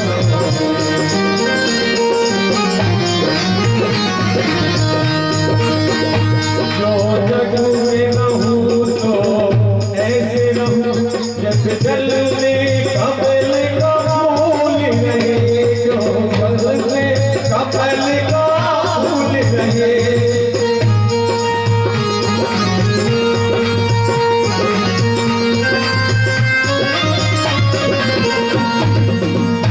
तेरे सब थोड़े दोस्त समर्पित हो, तेरे सब थोड़े दोस्त समर्पित हो, करनाल तुम्हारे हाथों में, करनाल तुम्हारे हाथों में। सब सौंप दिया इस जीवन का, सब भार तुम्हारे हाथों में।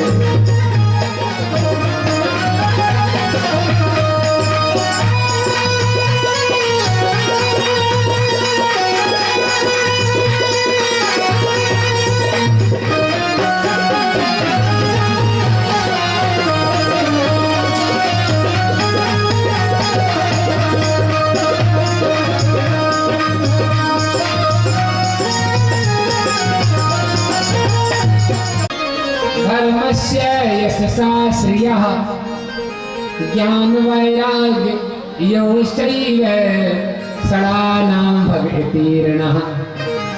ये 6 भग हैं। कौन? बोले संपूर्ण ऐश्वर्य, ऐश्वर्य से समग्रस्य और धर्मस्य संपूर्ण धर्म। इसलिए स्वयं प्रभु ही धर्म है, धर्म ही प्रभु है। इसलिए राम जी को कहा गया रामो विग्रहवान धर्म। राम साक्षात धर्म है, वो धर्म ही साक्षात प्रभु है। तो समग्र ऐश्वर्य संपूर्ण धर्म, ऐश्वर्य समग्रस्य धर्मस्य यशसः श्रिया, संपूर्ण यश, संपूर्ण श्री और संपूर्ण ज्ञान और संपूर्ण वैराग्य, ये 6 जिसमें होती हैं वही भगवान है। प्रेम से बोले गोविंद भगवान की। इसी सृष्टि की रचना प्रारंभ हुई। इनके 2 पुत्र और 3 पुत्रियां हुई। बाबा तुलसी ने मानस में बड़ा सुंदर कहा है, हे स्वयंभो मनो, हे स्वयंभो मनो और सतरूपा, इनते भई नर सृष्टि, इनते भई नर सृष्टि। हे स्वयंभो मनो और सतरूपा, इनते भई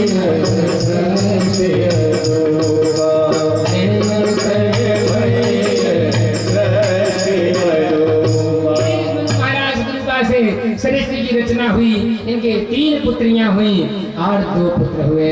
3 पुत्रियां कौन कौन सी हुई? कहते हैं 2 पुत्र हुए। कौन कौन?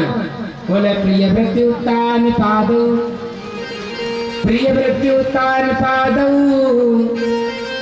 तीसरिया कन्या शिवारतः।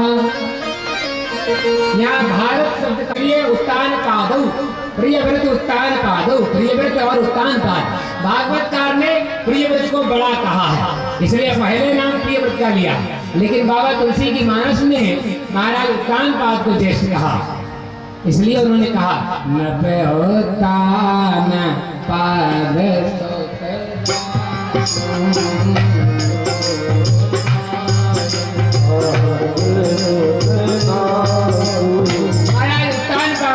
ज्येष्ठ थे, इसलिए उनको राजा बनाया गया।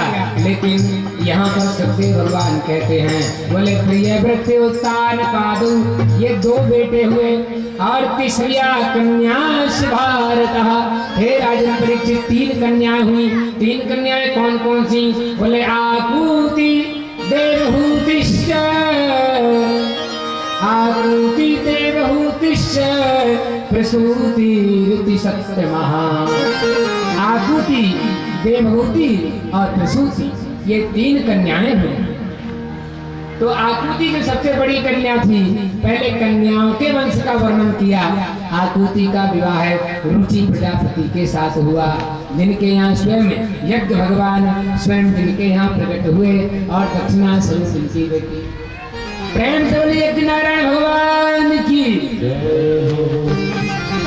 आकूतिम रुचये प्रादात्, आकूति का विवाह रुचि प्रजापति से हुआ। और कर्दमा मध्यमाम, और कर्दम ऋषि के साथ। मध्यमा माने ये बीच की कन्या का विवाह, जिसका नाम देवहूति है। इसीलिए सुखदेव भगवान ने पूर्व में कहा कि छाया या कर्दमो यज्ञे देवहूत्या पति प्रभु। देवहूति के जो पति हुए, ये देवहूति कौन है? इन्हीं मनु महाराज की मध्यम कन्या है, बीच की बेटी है। इन्हीं मनु महाराज की मध्यम कन्या का विवाह है इन कर्दम ऋषि के साथ। लेकिन इनका विवाह हुआ ये बात तो यहाँ रही, लेकिन जैसे ही इन्होंने मनु महाराज को और शत्रुपा को पैदा किया और इनसे जब कहा ब्रह्मा जी ने कि तुम सृष्टि की रचना करो, जब सृष्टि की रचना करने के लिए कहा तो मनु महाराज कहने लगे अपने पिता ब्रह्मा जी से कि हम रचना तो करें, लेकिन मुझे ये बताइए, बोले हमारी जो सृष्टि हम बढ़ाएंगे और सृष्टि की जो रचना कराएंगे उसके लिए कोई आधार चाहिए, और आधार स्वरूप धरा तो है ही नहीं, धरा है नहीं। तो धरा को लाने के लिए, धरा बने ये पृथ्वी, तो कहते हैं बोले धरा को लाने के लिए जब धरा आए, धरा कहाँ गई? बोले ये धरा पहले सबसे पहले समुद्र में जाकर के मग्न हो गई थी। बोले समुद्र में कैसे समा गई थी? इसके पीछे भी एक कथा है, लेकिन इसके पहले एक कथा और सुन लीजिएगा। कहते हैं जो धरा है ये पृथ्वी के पति स्वयं भगवान बाराय है। वस्तुतः पहले ये पृथ्वी, हम लोगों ने सुना है कि एक जो दैत्य था वो दैत्य पृथ्वी को चुरा के ले गया और ले जाकर के उसने समुद्र में जाकर के पृथ्वी को ले गया। तो उसी दैत्य को मारने के लिए भगवान बाराय रूप में आए और उन्होंने उस दैत्य को मारा और धरती को ले आए और धरती को स्थापित किया अपनी आधार शक्ति पर, और फिर उसी धरती पर मनु महाराज ने अपनी सृष्टि की रचना शुरू की। लेकिन बात इतने से काम नहीं चलेगा। बोले क्यों? बोले ये धरती सबसे पहले कहां से आई? भाई सबसे पहले तो जल ही जल था। सृष्टि की आदि में केवल 2 ही तत्व थे, एक जल तत्व और एक वायु तत्व। तो बोले धरती कहां से आई? तो बोले धरती की रचना भगवान बाराय ने किया है। प्रेम से बोलिए जय श्री राधे। बोले धरती को बनाने के लिए भगवान ने शूकर अवतार धारण किया। बोले शूकर अवतार क्यों लिया? ये बाराय को शूकर भी कहते हैं। हम लोग गांव की देहाती भाषा में जिसको सुअर कहते हैं, ये सुअर दो तरह के होते हैं, एक जंगली सुअर और एक ग्राम सुअर। तो भगवान नारायण ने स्वयं जो जंगली सुअर है उनका अवतार लिया। अच्छा, उनका अवतार क्यों लिया? उनका अवतार इसलिए लिया क्योंकि धरती को लाने के लिए, यहाँ शब्द गौर करना, भगवान के अवतार का भी बहुत बड़ा प्रयोजन होता है। हम भगवान विचार करते हैं कि कौन से काम के लिए हमें कौन सा अवतार लेना है। मतलब ऐसा नहीं है कि जब चाहे तब जौन सा रूप धारण कर लिया ना। अभी कोई बहुत बड़ा सामान, भारी सामान उठाने के लिए यदि किसी से रखवाया जाए तो ज्यादा ताकतवर जो लोग होते हैं उनसे कहा जाता है भैया आओ आओ ये सामान थोड़ा उठवा लो। जिनके पास ज्यादा ताकत होती है उनको बुलाया जाता है। ऐसे कोई जानकारी वाली बात होती है, जिन्हें कहा फलाने को बुलाओ, उनको ये चीज की अच्छी जानकारी है। तो ऐसे ही परमात्मा का जो अवतार होता है, उनके अवतार में हेतु होता है कि उनका अवतार किस लिए लिया जा रहा है। तो यहाँ समझने वाली बात यह है, बोले धरती की जो शक्ति है, धरती की जो शक्ति है वो गंध है। ये जो पांच तत्व हैं, पांचों तत्वों की अपनी अपनी एक शक्ति होती है। कौन कौन से पांच तत्व? बोले चित जल पावक गगन समीरा पंच रचित। इन पांचों तत्वों से संपूर्ण सृष्टि की रचना रची जाती है। और पांचों तत्वों की पहचान करने के लिए एक एक इनकी तन्मात्रा होती है। तो पृथ्वी की पहचान के लिए तन्मात्रा है गंध। जैसे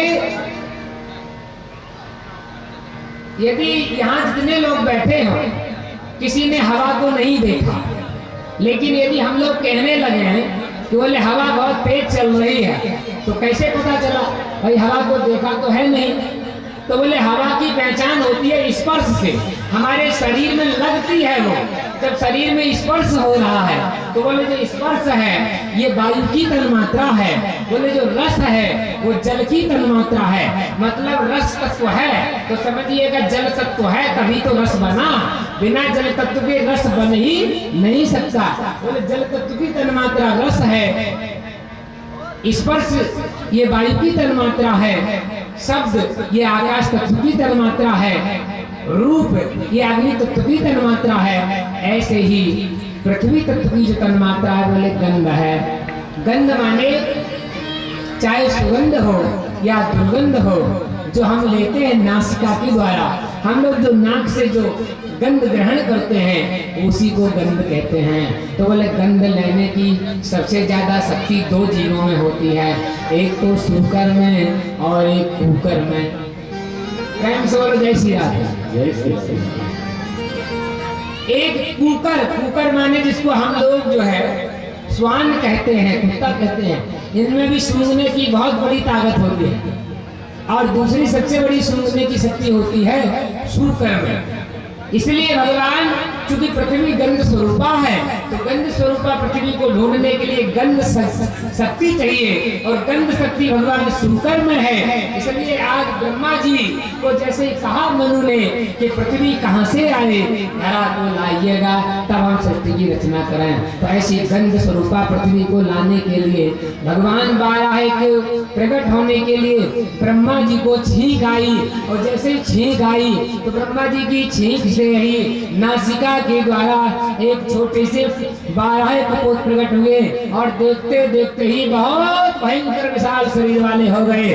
प्रेम से बोलिए बारह भगवान की जय। आज यही बारह भगवान में प्रकट हो गए तो आज जल तत्व में प्रवेश कर गए, और जब जल में प्रवेश कर गए तो पृथ्वी गंध स्वरूपा धरती को खोजते खोजते क्या देखते हैं, एक दैत्य मिला, और उस दैत्य से भयंकर युद्ध हुआ, और उस युद्ध में उस दैत्य को जो है मारा। तो मारने के बाद में उसका उद्धार किया, धरा को ले आए और उस धरा को अपनी आधार शक्ति पर धारण कर दिया, और मनु से कहा अब आप सृष्टि की रचना प्रारंभ करिएगा। लेकिन महाराज परीक्षित पूछने लगे सुखदेव भगवान से, कि हे प्रभु ये बताइए वो दैत्य कौन था जिस दैत्य का उन भगवान बारा ने उद्धार कर दिया। बोले वो दैत्य हिरण्याक्ष नाम का दैत्य था। बोले ये किसका पुत्र था? बोले ये कश्यप ऋषि का पुत्र था। बोले बात समझ में नहीं आई, एक ऋषि और ऋषि के पुत्र दैत्य ये कैसे हो गया? तो कहने लगे कश्यप ऋषि की 13 पत्नियां थी, दिति अदिति कद्रु बंता आदि, और उन्हीं 13 पत्नियों में अदिति के आदित्य देवता हुए और दिति के दैत्य हुए, धनु के दानव हुए। तो बोले दिति के ही 2 पुत्र हुए जिनमें एक हिरण्याक्ष और एक हिरण्यकश्यप हुआ। प्रेम से बोलो जय श्री राम। तो बोले जो हिरण्याक्ष हिरण्यकश्यप ये जो 2 दैत्य हुए ये कश्यप ऋषि के संतान ये दैत्य कैसे हो गए? जब ये कहा कश्यप ऋषि के दैत्य कैसे हो गए तो कहने लगे सत्य भगवान, हे राजन एक समय की बात है, कश्यप ऋषि आश्रम पर ध्यान समाधि में, उसी समय की बात है ऋषि की पत्नी जो है ऋषि के समीप आए। प्रेम से बोले गोविंद भगवान की 2 बार भगवान नाम का संकीर्तन करें मिलजुल के भक्ति के साथ।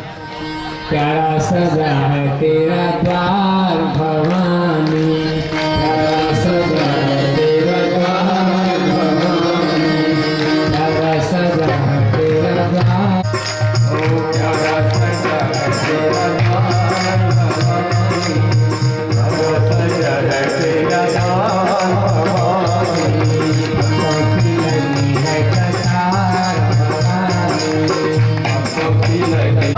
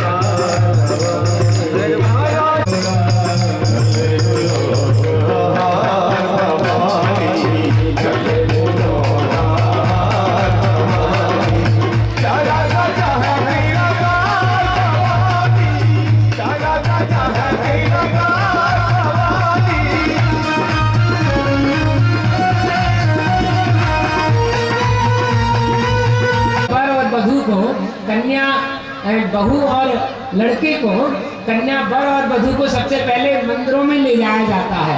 जब पहले मंदिरों में पूजन पाठ देवताओं का कराया जाता है, उसके बाद घर में एंट्री मिलती है, तब घर में प्रवेश दिलाया जाता है। ऐसे ही कर्दम ऋषि का जब देवहूति से विवाह हुआ तो सबसे पहले ये तपस्या करने लगे, और जैसे तपस्या करने में लग गए तो सदैव भगवान कहते हैं राजन, बोले 1-2 वर्ष तपस्या नहीं किया, 1-2 हजार वर्ष तपस्या नहीं किया, बोले तो पूरे सहस्त्र वर्ष पर्यंत जब उन्होंने कठिन तप किया, तो कठिन तप करने के बाद जब 1000 सहस्त्र वर्ष के बाद जब उन्होंने नेत्र खोले लेकिन धन्य है ऐसी देवी देवहूति को, क्योंकि 1000 साल में ये मौसम बदलता रहता है। जब सर्दी आती है तो अपने पति को गर्म ऊनी कपड़ों से उनको जो है मानो आप उनकी सेवा करती हैं, और जब बरसात आती है तो मानो छाया कर लेती हैं, जैसे छाया लगा लेते हैं, छाता लगा लेते हैं। बरसात में वर्षा से, गर्मी में गर्मी से, और सर्दी में सर्दी से, हर ऋतु में हर मौसम में जो अपने पति की हर तरह से सेवा कर रही हैं, ऐसी मैया देव होती हैं। लेकिन जब पूरे 1000 वर्ष कठिन तप करने के बाद जब कर्दम ऋषि ने आंखें खोली और जब नेत्र खोले, तो नेत्र खोलने के बाद ऋषि पूछने लगे, अरे देवी तुम कौन हो? अच्छा ध्यान रखना, कर्दम ऋषि अपनी पत्नी से पूछते हैं, अरे देवी तुम कौन हो? ईमानदारी से बताना, क्या वो अपनी पत्नी देवहूति को भूल गए थे?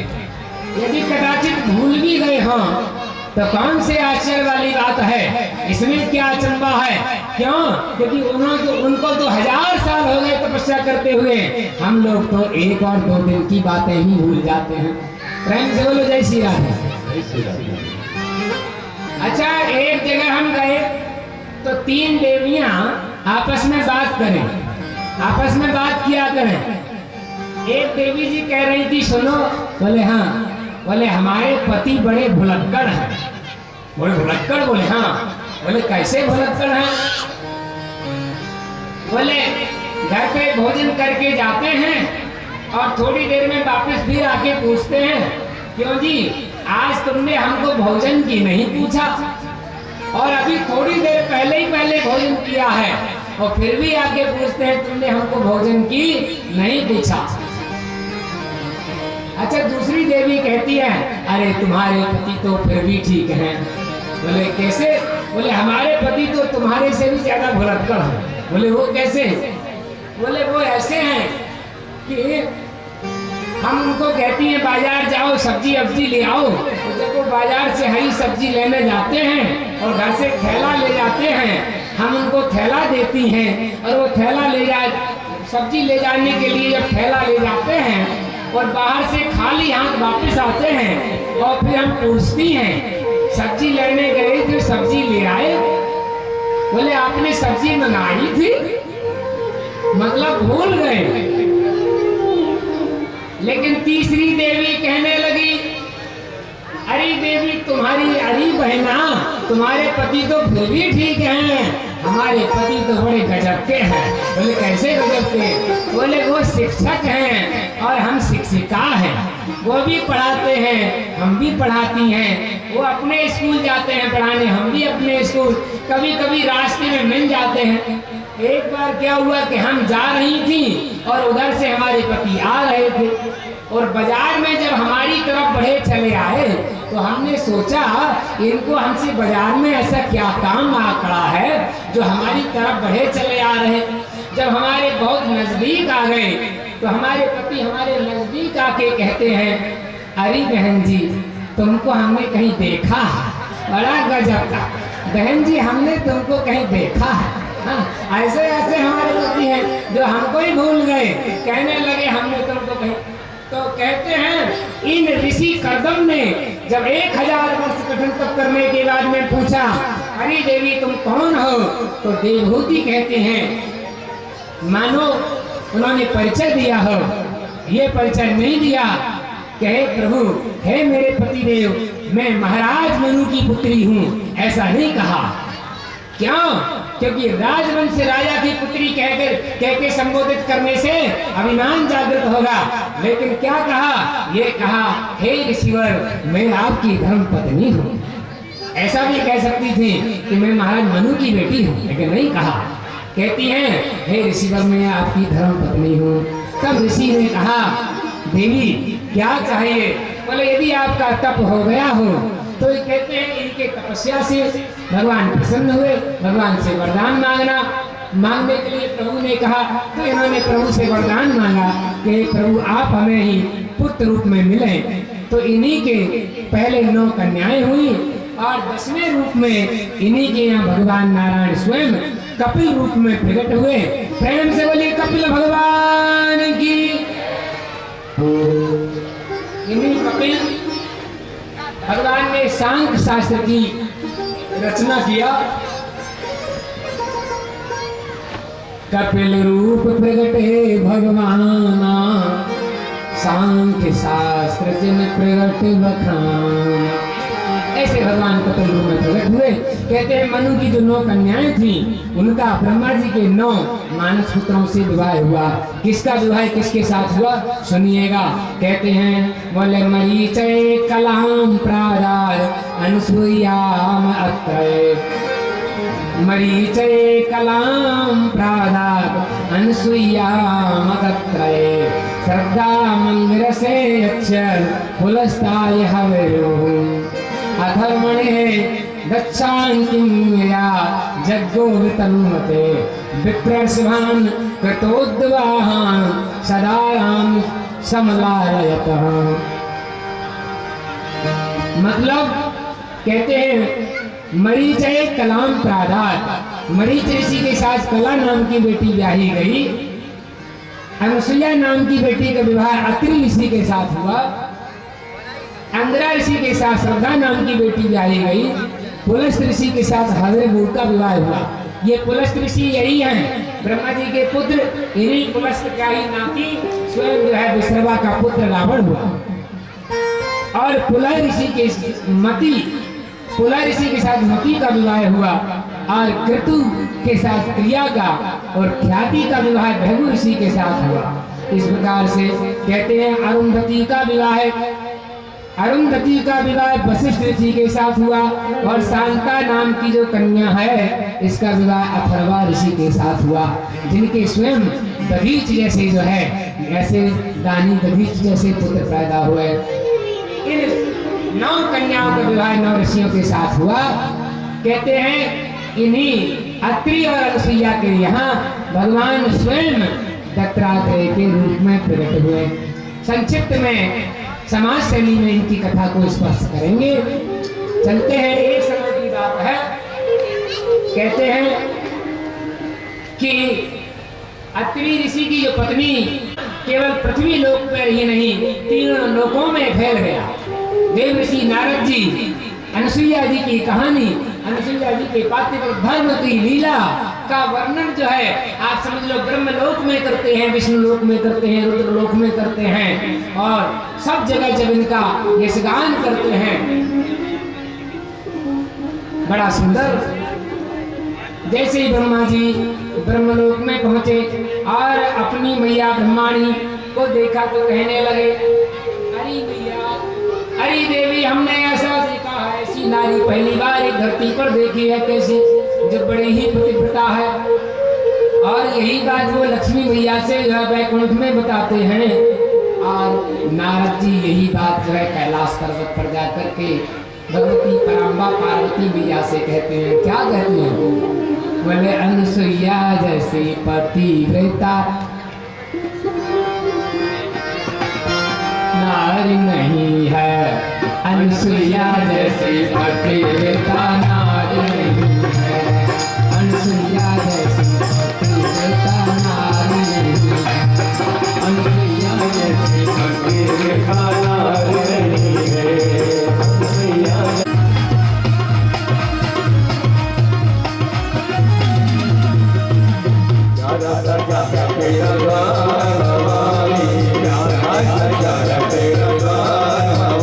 लीला का गायन कर रही है। ऋषियों के बीच और मुनियों के बीच ये बात चली है।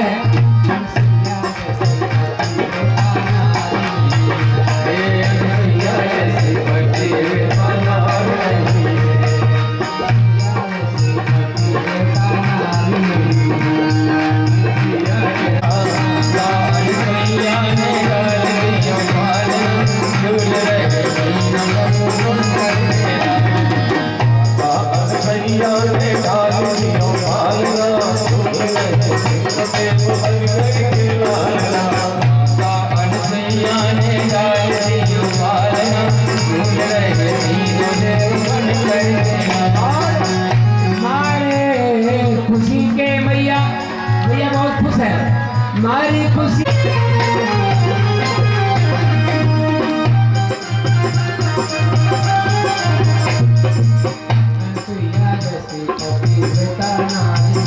अच्छा, जब ये पार्वती मैया ने शंकर जी से कहा और ब्रह्माणी ने जो है ब्रह्मा जी से कहा और लक्ष्मी मैया अपने पति देव जो है नारायण से कहने लगी, बोले सुनो, बोले हाँ, बोले नारद जी हमेशा तुम्हारा नाम लेते हैं, आज पहली बार कोई धरती पे कोई ऐसी कौन देवी है जिसकी लीला गा रहे थे, जिसकी महिमा का बड़ा गुणगान कर रहे थे, क्या ये बात सही है? और यदि सही है तो आप जाकर के परीक्षा लो। तीनों देवियों ने अपने अपने पतियों से कहा और तीनों देवियों के अपने अपने पति देव चल पड़े और जाकर के एक जगह मिले ब्रह्मा विष्णु महेश। और आज वो धरा पर आए और धरती पर जहाँ चित्रकूट धाम है, वो चित्रकूट धाम में ही चित्रकूट धाम के समीप जहाँ भगवान कामता नाथ विराजमान है, ऐसे कामतगिरी के समीप ही जो है। और आप समझिएगा अनसुईया अत्रि जी का आश्रम है और अत्रि जी के आश्रम के द्वार पर तीनों देवताओं ने एक साधारण जो है साधु पुरुषों का वेश बनाया और साधुओं का वेश बना करके भिक्षाम देही ऐसा आवाज लगाया। तो जैसे ही आवाज लगाई भिक्षाम देही, उस समय अत्रि तो जो है कहीं पर जो है तपस्या करने गए, लेकिन अनुसुईया जी आश्रम में थी। अनुसुईया भिक्षा लेकर के आई। वो जब भिक्षा लेकर के आई तो जैसे ही भिक्षा देने लगी, कंदमूल फल ला करके जैसे ही देने लगी, तो उन तीनों साधुओं ने कहा कि हे देवी, हम ऐसे भिक्षा नहीं लेते हैं, हम ऐसे भिक्षा ना लेंगे। बोले फिर कैसे भिक्षा लेंगे आप? बोले यदि आप हमें निर्वस्त्र होकर के भिक्षा देंगे तब हम भिक्षा लेंगे। कहते हैं जब ये कहा तो अनुसुईया जी ने विचार किया, साधुओं की इतनी हिम्मत, जरूर कोई विशेष लीला है। अंदर आई, आश्रम में पतिदेव का ध्यान किया, तो पतिदेव का ध्यान करके जल हाथ में लिया और कहा, हे पतिदेव, मैंने मन वचन कर्म से मनसा वाचा कर्मणा केवल आपके अतिरिक्त किसी और का ध्यान नहीं किया हो, किसी और का चिंतन नहीं किया हो, तो हमको ज्ञात हो जाए कि ये तीनों साधु जो बाहर हैं ये कौन है। और उसी समय ज्ञात हो गया, मानो उनके सामने दूरबीन आ गई, कैमरा लग गया, उस कैमरे में इनको दिख गया और ऐसा दिखा कि ये तीनों साधु साधु नहीं बल्कि ब्रह्मा विष्णु महेश हैं। उसी समय अनुसुईया बाहर आई। तो बाहर आकर के उन्होंने तीनों देवताओं से कहा कि आपको हम आपके कहे अनुसार ही आपको हम जो है आपकी सेवा करेंगे, चलिएगा आप लोग आश्रम में। और जैसे ही आश्रम की ओर बढ़ने को हुए, उसी समय अनुसुईया मैया ने अपने हाथ में अंजलि में जल लिया और अपने पतिदेव का चिंतन किया। पतिदेव का ध्यान चिंतन करके वह अभिमंत्रित जल जैसे ही उन तीनों देवताओं पर छोड़ा, तीनों देवता नन्हे नन्हे बालक बन गए। प्रेम से बोलो जय श्री राधे। तीनों देवता 6 महीने के नन्हे नन्हे बालक बन गए। बोले गोविंद भगवान की जय। अच्छा, ये जो पेप्सी और ये ठंडा जो बटने लगा है, थोड़ा सा 10 मिनट और रुक जाते तो ठीक रहता, ये कथा पूरी हो जाती, फिर हम विश्राम देते 10 मिनट का, उस विश्राम में पी लेते। खैर कोई बात नहीं, और बांटिएगा। और माता अनुसुईया ने डाल दियो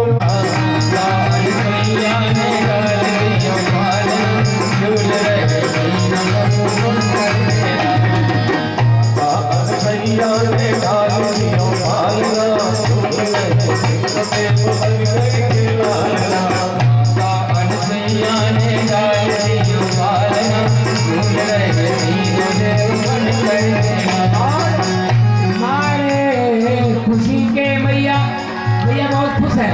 हमारी खुशी को हम आगे बढ़ाएंगे, भगवान की कथाएं समाज शैली में ले जाते हुए आगे बढ़ेंगे। और चतुर्थी कृष्ण जन्मनी कल शाम को कोशिश करेंगे, कल शाम को ही भगवान श्री कृष्ण का जन्म हो, तो सभी अपने अपने घरों से सभी माताएं बहनें कल माखन मिश्री का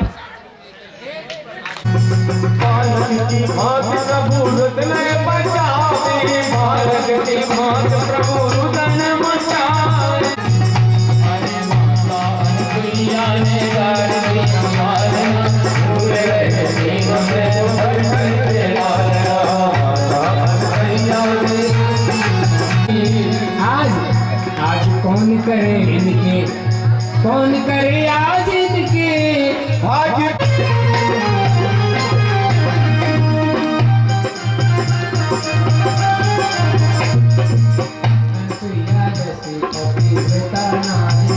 अच्छा, जब ये चलत चलत चलत चलत चलत ये बात चली है, अनसुईया जैसे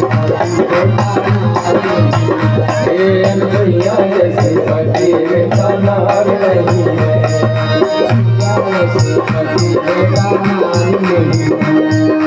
भैया जैसे पति का नार।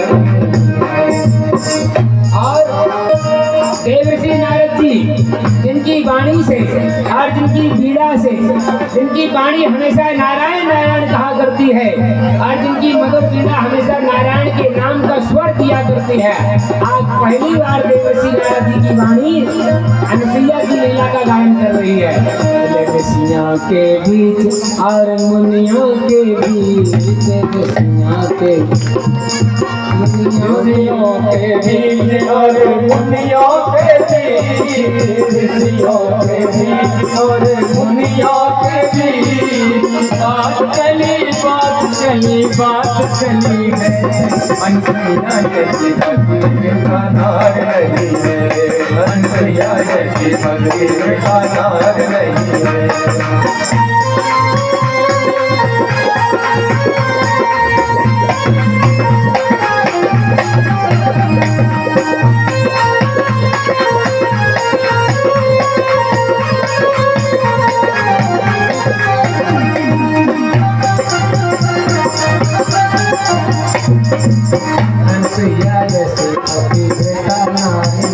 अच्छा, जब ये स्नान करने लगे, अच्छा देवियों का स्वभाव होता है, हम नहीं कहते अपने मन से बना के, ये हमारे धर्म ग्रंथ कहते हैं कि इन देवियों का स्वभाव होता है यदि इनके सामने किसी दूसरे की प्रशंसा कर दी जाए, हाँ बहुत कम इनको हजम होती है, इनके सामने तो ये नहीं की प्रशंसा की जाए। प्रेम से बोलो जय श्री राम।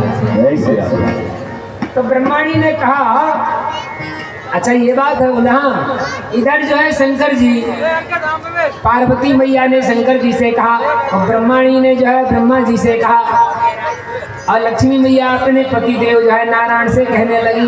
बोले सुनो, बोले हाँ। बोले नारद जी हमेशा तुम्हारा नाम लेते हैं, आज पहली बार कोई धरती पे कोई ऐसी कौन देवी है जिसकी लीला गा रहे थे, जिसकी महिमा का बड़ा गुणगान कर रहे थे, क्या ये बात सही है? और यदि सही है तो आप जाकर के परीक्षा लो। तीनों देवियों ने अपने अपने पतियों से कहा और तीनों देवियों के अपने अपने पति के चल पड़े और जाकर के एक जगह मिले ब्रह्मा विष्णु महेश। और आज वो धरा पर आए और धरती पर जहाँ चित्रकूट धाम है, चित्रकूट धाम में ही, चित्रकूट धाम के समीप जहाँ भगवान कामता नाथ विराजमान है, ऐसे कामतगिरी के समीप ही जो है। और आप समझिएगा अनसुईया अत्रि जी का आश्रम है और अत्रि जी के आश्रम के द्वार पर तीनों देवताओं ने एक साधारण जो है साधु पुरुषों का वेश बनाया और साधुओं का वेश बना करके भिक्षाम देही ऐसा आवाज लगाया। तो जैसे ही आवाज लगाई भिक्षाम देही, उस समय अत्रि तो जो है कहीं पर जो है तपस्या करने गए, लेकिन अनसुईया जी आश्रम में थी। अनसुईया भिक्षा लेकर के आई और जब भिक्षा लेकर के आई तो जैसे ही भिक्षा देने लगी, कंदमूल फल ला करके जैसे ही देने लगी, तो उन तीनों साधुओं ने कहा कि अरे देवी हम ऐसे भिक्षा नहीं लेते हैं, हम ऐसे भिक्षा ना लेवे। बोले फिर कैसे भिक्षा लेंगे आप? बोले यदि आप हमें निर्वस्त्र होकर के भिक्षा देंगे तब हम भिक्षा लेंगे। कहते हैं जब ये कहा तो अनसुईया जी ने विचार किया, साधुओं की इतनी हिम्मत, जरूर कोई विशेष लीला है। अंदर आई, आश्रम में पतिदेव का ध्यान किया, तो पतिदेव का ध्यान करके जल हाथ में लिया और कहा हे पतिदेव, मैंने मन वचन कर्म से मंचा वाचा कर्मणा केवल आपके अतिरिक्त किसी और का ध्यान नहीं किया हो, किसी और का चिंतन नहीं किया हो, तो हमको ज्ञात हो जाए कि ये तीनों साधु जो बाहर हैं ये कौन है। और उसी समय ज्ञात हो गया, मानो इनके सामने दूरबीन आ गई, कैमरा लग गया, उस कैमरे में इनको दिख गया और ऐसा दिखा कि ये तीनों साधु साधु नहीं बल्कि ब्रह्मा विष्णु महेश हैं। उसी समय अनुसुईया बाहर आई। वो बाहर आकर के उन्होंने तीनों देवताओं से कहा कि आपको हम आपके कहे अनुसार ही आपको हम जो है आपकी सेवा करेंगे, चलिएगा आप लोग आश्रम में। और जैसे ही आश्रम की ओर बढ़ने को हुए, उसी समय अनुसुईया मैया ने अपने हाथ में अंजलि में जल लिया और अपने पतिदेव का चिंतन किया। और पतिदेव का ध्यान चिंतन करके वह अभिमंत्रित जल जैसे ही उन तीनों देवताओं पर छोड़ा, तीनों देवता नन्हे नन्हे बालक बन गए। प्रेम से बोलो जय श्री राधे। तीनों देवता 6 महीने के नन्हे नन्हे बालक बन गए। बोले गोविंद भगवान की जय। अच्छा, ये जो पेप्सी और ये ठंडा जो बटने लगा है, थोड़ा सा 10 मिनट और रुक जाते तो ठीक रहता। ये कथा पूरी हो जाती, फिर हम विश्राम देते 10 मिनट का, उस विश्राम में पी लेते। खैर कोई बात नहीं, और बांटिएगा। और माता अनुसैया ने डाल दियो पालना,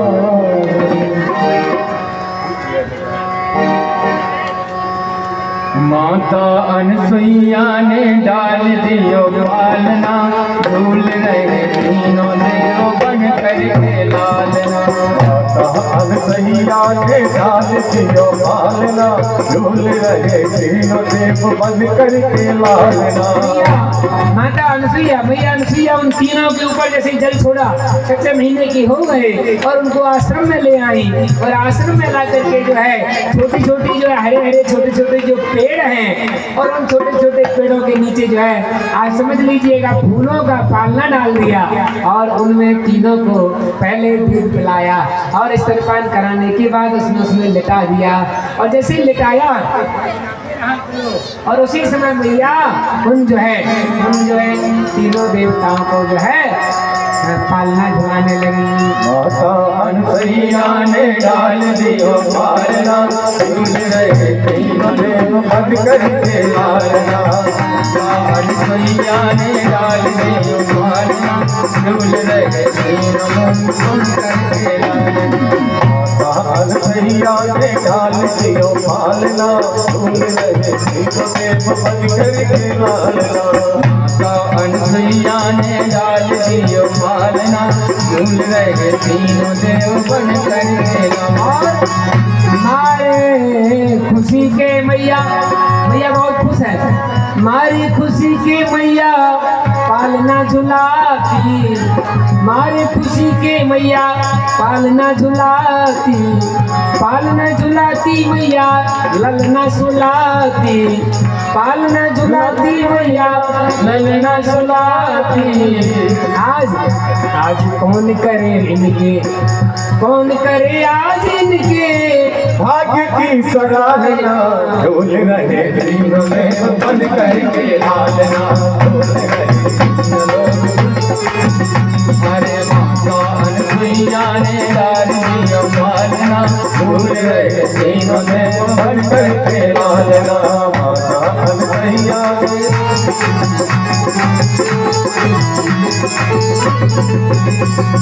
बालक की भांत प्रभु रुदन मचावे, बालक की भांत प्रभु रुदन मचावे। ब्रह्मा और भोले से सारे बतावे, ब्रह्मा और भोले से संगीत बतावे। ले आए भेद यहाँ, ले आए भेद यहाँ, गली नहीं डालना। झूल रहे तीनों देव बन करके लालना, झूल रहे तीनों देव बन करके लालना। इस प्रकार से मैया अनुसुईया उस पलना में अपने ललना को झुलाते, पलना में ललना झुलावे। अगर ध्यान देना, ये एक बार आगे भी झुलाएंगे, वहाँ झुलाएंगे मैया यशोदा। और कल शाम को कल की कथा के लिए हम आपको जो है एक सूचना देते हैं कि प्रसंग में कुछ कथाओं को हम आगे बढ़ाएंगे। भगवान की कथाएं समाज शैली में ले जाते हुए आगे बढ़ेंगे।